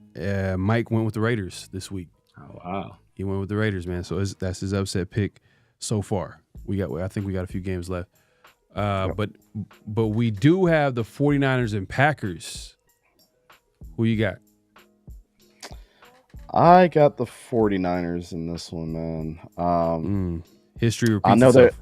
I know that they're depleted, but the most suspect quarterback in the league right now that's not named Trevor Lawrence is named Jordan Love. Wow. He's thrown a pick in every single game that he's been back. And he's damn near losing them games that they probably should be winning. Also, I think this defense is severely missing Jair Alexander. I mean, he just aggravated, I think, his PCL again. He was supposed to be back, and then in practice this week, he aggravated that. So I know they're 7-3, but Christian McCaffrey and the boys, what they got still there that's healthy, I think still is better than what the Packers have right now. So 49ers. All right. Man. 49ers have had the Packers number for I don't know for how long, man. They just every time the Niners play the Packers, I feel like the Niners always win. Whether it's playoff game, regular season game, Aaron Rodgers the quarterback, it doesn't matter. That being said, this is not the same 49ers team that we've seen in the past.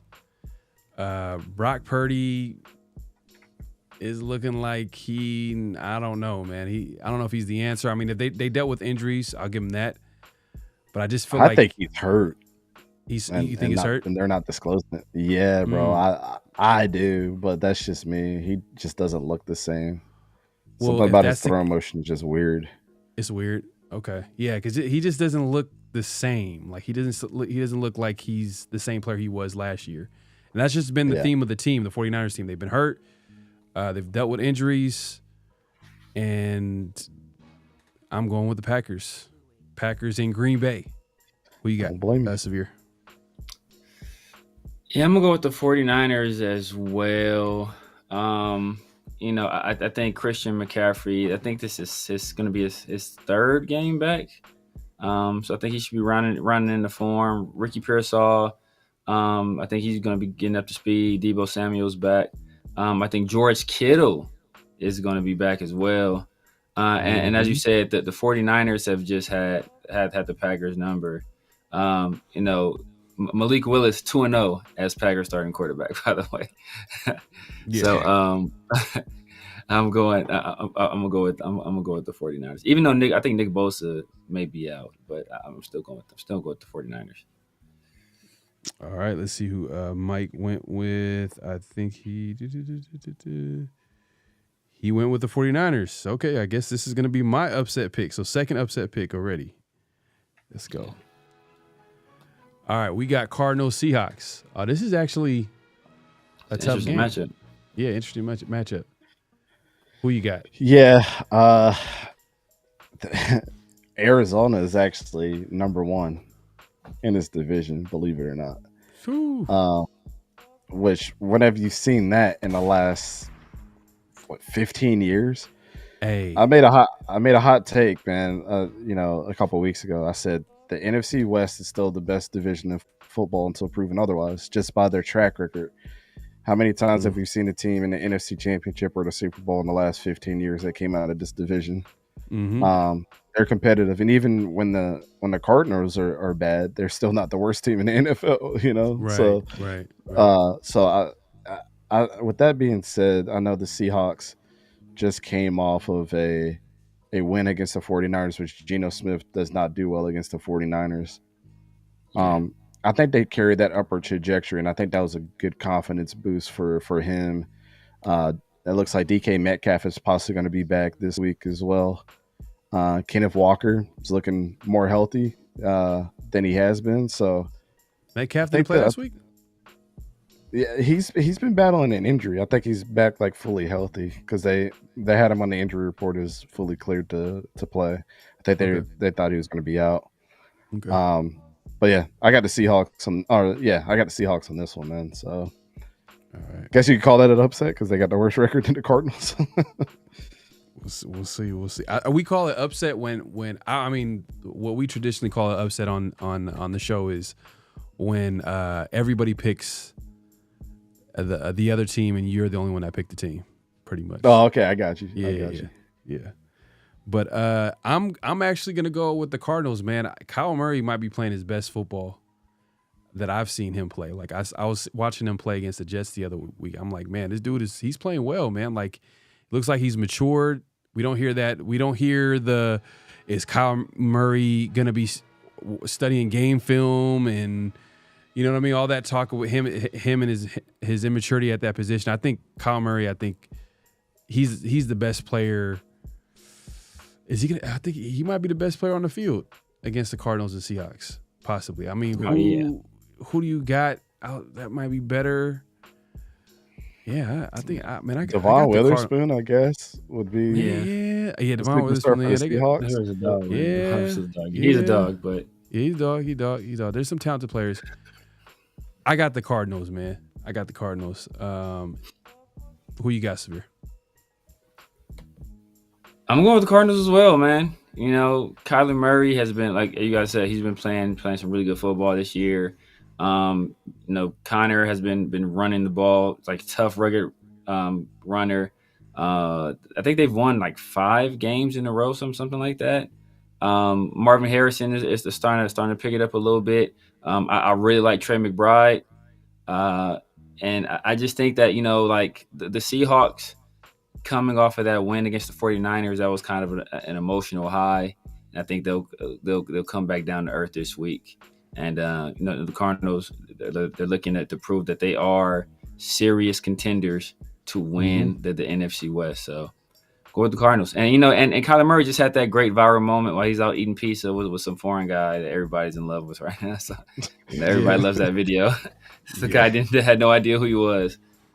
I guess he's beating the Call of Duty curse right now because Call of Duty came out a couple of weeks ago and he's been having the best 4-game streak since the game's been out. So that's funny. I guess we can hang that up now. That's funny. So we got the Eagles and Rams. Who you got?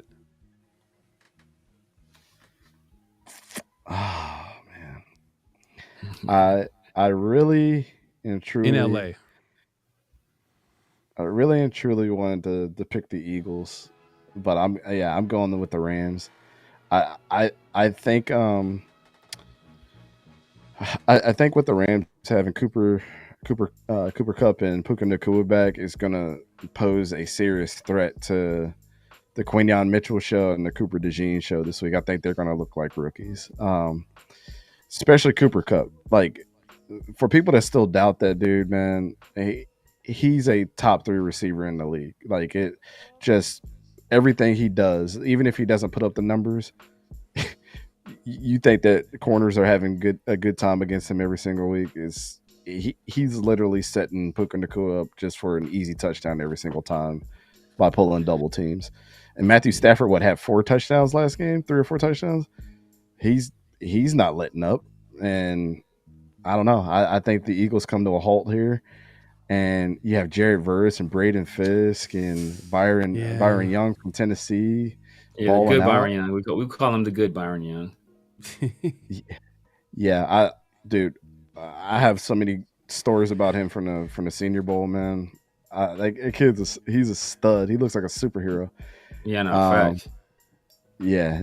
I think they're really good. They're going to be able to stop, at least slow down Saquon for a little bit, where he's not an X factor in this game like he has been.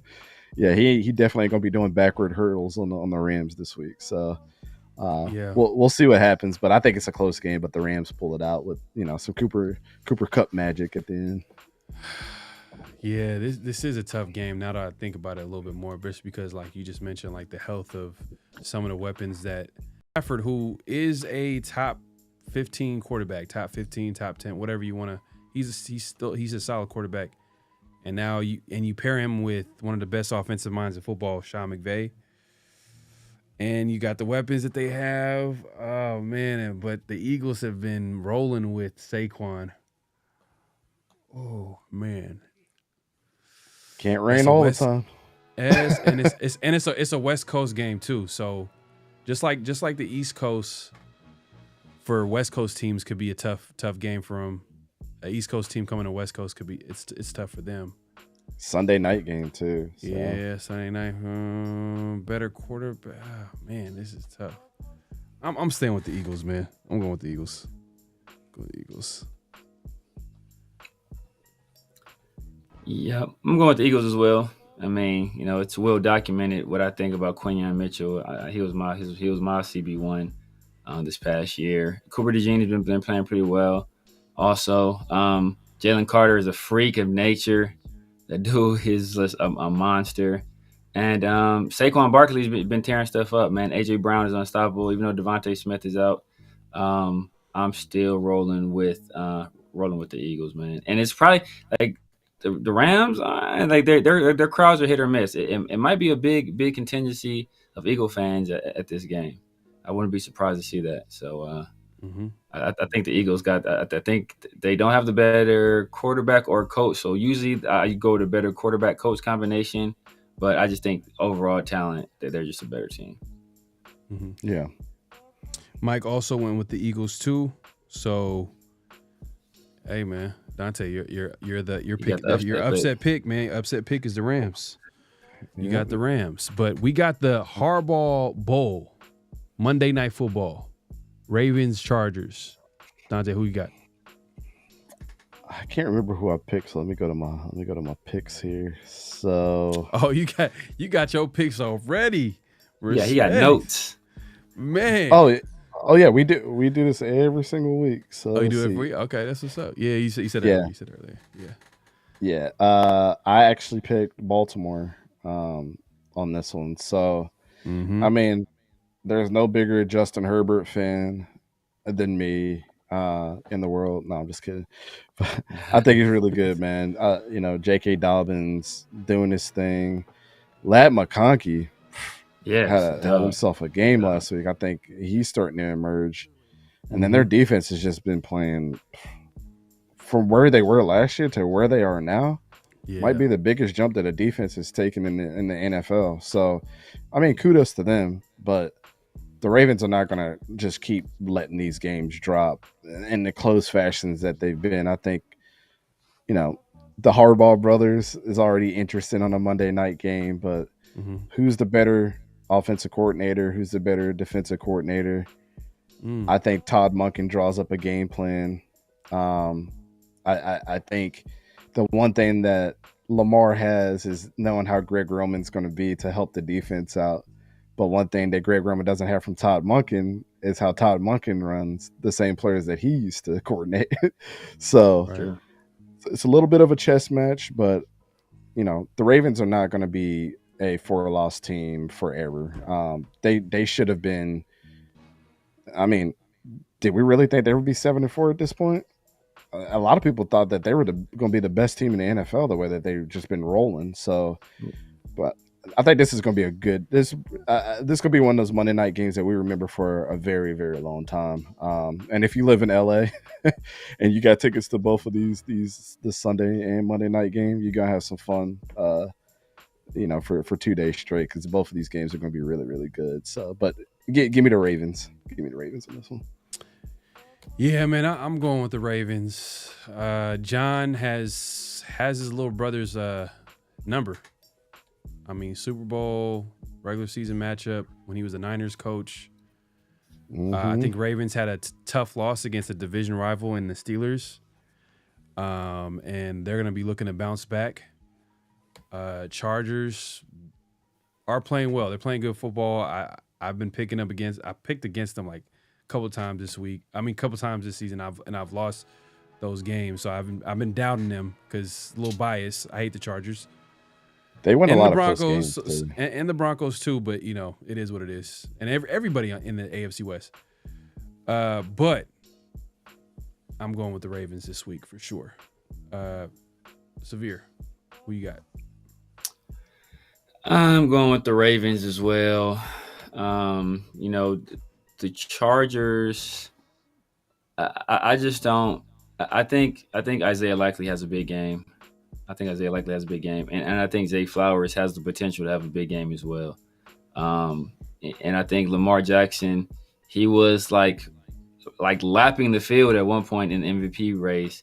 I think Josh Allen has kind of closed the distance, and some people's opinion, it maybe has surpassed him. But I think Lamar Jackson returns to form, and like you said, man, like one guy has Super Bowl rings, one guy doesn't. So I'm going with John right here. All right, man. That pretty much wraps it up, man. NFL game picks. Be back here next Friday around the Shield, and we'll see what happens and see the results of it. Let's just to go over some of the upset picks. Obviously, I went with the Packers, with the 49ers. Also went with the Colts and Lions, which might be the biggest upset of the week if I win that one right there. Dante, I think your upset pick was the Rams, which is actually a solid upset pick. Yep. Mike had the Raiders and Broncos. Everybody went Broncos. He went Raiders. Severe, I think you played it pretty safe. I got the Cardinals. Conserved it. The Cardinals. I picked the Cardinals too. So yeah. It ain't technically it ain't an upset until. You know what I'm saying? Like you look conservative this week, man. Hey, man, you playing not to lose.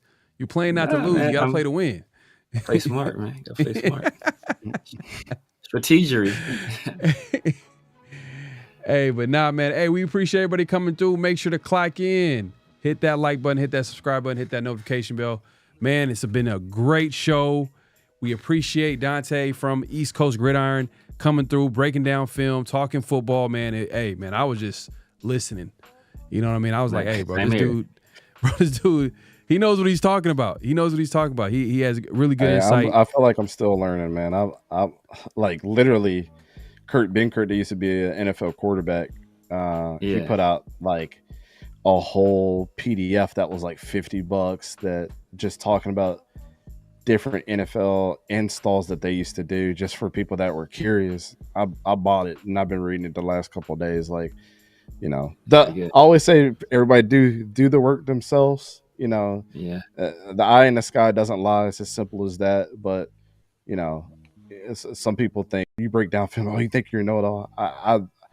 I really love just to keep learning about the game. The game is not going to stop because we know what happened in the old school way. The RPO just became a popular thing in the last 10 years of the NFL. So if that tells you anything, like the game is forever changing. But you know, just do your homework. You know, the things are more than stats. You know, film is really how you get to know these players, and always keep an open mind. Don't always go with the popular opinion. This is, you know, I'll leave y'all with this. This is my saying right here. I'd rather be wrong by myself than wrong in a group of people that agreed on the same thing. Hey, I.e. Trevor Lawrence. man. My guy, man. Facts, 100%, man. Because what you're saying is be a leader, not a follower. You know what I'm saying? So, hey, look. Hey, Dante, man, we appreciate you coming through. Let the people know where they can find you, what to look forward to, all that good stuff. Yeah. So you can find us, you know, if you go to Google and just type in East Coast Gridiron. I'm very proud of this. All of our stuff pops up. But, you know, we just opened a website a couple months ago, and we're starting to write some articles and stuff like that. Not really opinion pieces, but we try to get more into the facts. You know, one of the ones that I'm very proud of that. My man Khalid does. He's a student in Texas A&M. He gets you kind of an outlook on the top 15 freshmen week to week. My guy Don, we call him the stats guru. He does articles on like the history and stats of like certain things. Like he had one of just like Joe Flacco's career thus far and kind of like his journey. So I don't like to think of us as like those opinion pieces that you see on Twitter and everybody's like arguing about it. It's more so let's give you guys something interesting to read about week to week. When we get down to it. But yeah, EastCoastGridiron.net, man. If anybody ever needs something, got a question about something, want us to break down a certain player, all our emails and contact information are over there. We'd love to make a show around, just anybody that's curious about any player. We're very proud of the work that we do, man. We really get down to the brass tacks of everything. We try not to pull favorites. That's in this industry, from not only doing media to going to these events. It's really really one of those things where I want to keep a clear head about everything that we do when it comes to football. So at the beginning of the season, like I told you guys at the beginning of the show, we treat everybody like if we didn't even know them, and the players that stick out are the ones that we're impressed on on film. So but yeah, I feel like we got a pretty good informed opinion on a lot of these players. I'd like to think that you guys will probably reach out to me and say, "Hey, man, we don't really know about this player. Give us like a little write up."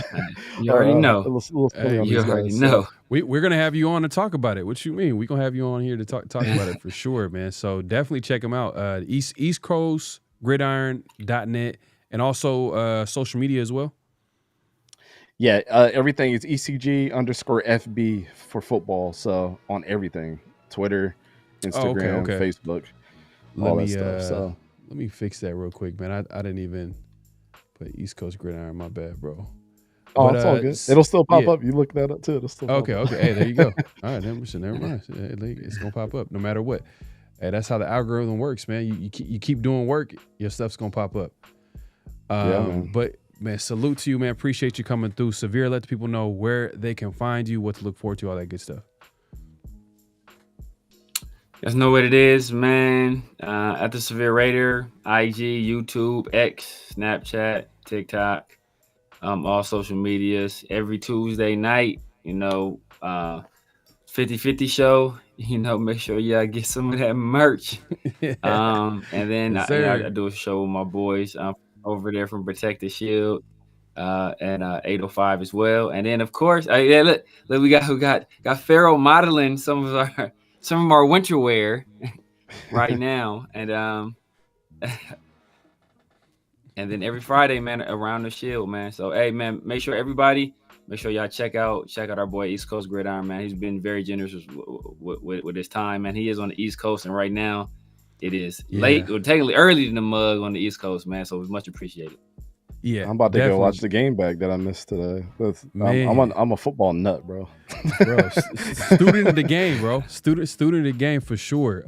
And look, we do this every week, man. Just like Severe said, around the Shield every Fridays, we drop an episode. Obviously, 50/50 show. Me and Severe do it every Tuesday evenings. Around the Shield, usually with Mike. Mike is going to be back soon. But we appreciate special guest Dante coming through from East Coast Gridiron, and hopefully we'll have you back again, man, to break down some film, because there's going to be like plenty. I told Severe, I got you. Hey, man, appreciate it, man, because there's going to be a lot to talk about this offseason, especially with the Raiders possibly finally getting their franchise QB maybe in this draft. You know what I mean? And definitely, if you guys are just joining us, man, make sure to watch the replay, man. Hey, East Coast, man, he has some hot takes on his top 5 QBs coming out in the draft, and also is talking about that this QB draft is better than the previous QB draft, where 6 quarterbacks were taken in the first 12 picks, which is interesting. You got to watch the replay, check them out. But yeah, definitely check out Dante all over social media. I keep saying East Coast Gridiron, but it's really something else. It's EastCoastGridiron.net. Just go find them on there. We're definitely gonna be checking out the articles and everything, all that good stuff, man. But yeah, man, it's been a great show. Any last thoughts? before we head out of here? Hey, man, I need a Tyler Shuck breakdown now, man. I need a. He was really high on that guy. I need some of that tape. It's funny that you say that because there's if there's a playlist that I encourage everybody to check out just to kind of get, we do our opinion pieces and everything every single week, but there is a series that I'm super proud of that we do that nobody's doing on YouTube. It's called Sliders.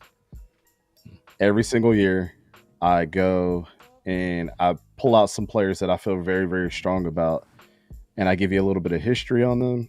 I give you film breakdown, and then after I bring up a category of what that position is and how I score them. So I call it sliders because you can actually see a slider like on Madden, how you can slide the sliders for different things. And you kind of get like an in-depth look at them without having to know everything about like film breakdowns and things like that. I give you enough to where you come on and feel like, okay, I'm a little bit of an expert on this player now. So Tyler Shuck would be my first one that I do. He's already declared for the draft, so I can start pulling some stuff on him pretty early. So, but yeah, it's a playlist called Sliders. Go watch that, and then I'll be doing a draft guide this year as well. Oh, so okay. So a whole PDF write-up of all our players, even the ones outside of Sliders. So it'll be a lot of work. You're gonna put plus a lot of work. Traveling to do media, so this is gonna be a fun year. there you go, man. Also, I forgot to mention, make sure to check us out around the Shield all over social media, mostly Twitter, as they like to call it, X these days, and IG around the Shield for Raider memes, Raider news, anything Raider related. We got it on Around the Shield. And yeah, man, like I said, great show. Make sure to clack in. At this point, clack out. Hit that like button, hit that subscribe button, hit that notification bell. Man, great show. We'll see y'all. We'll see y'all next week, man. Thanks for having me, man. Yep. Just win, baby. Hello. You play to win the game. You don't play to just play it.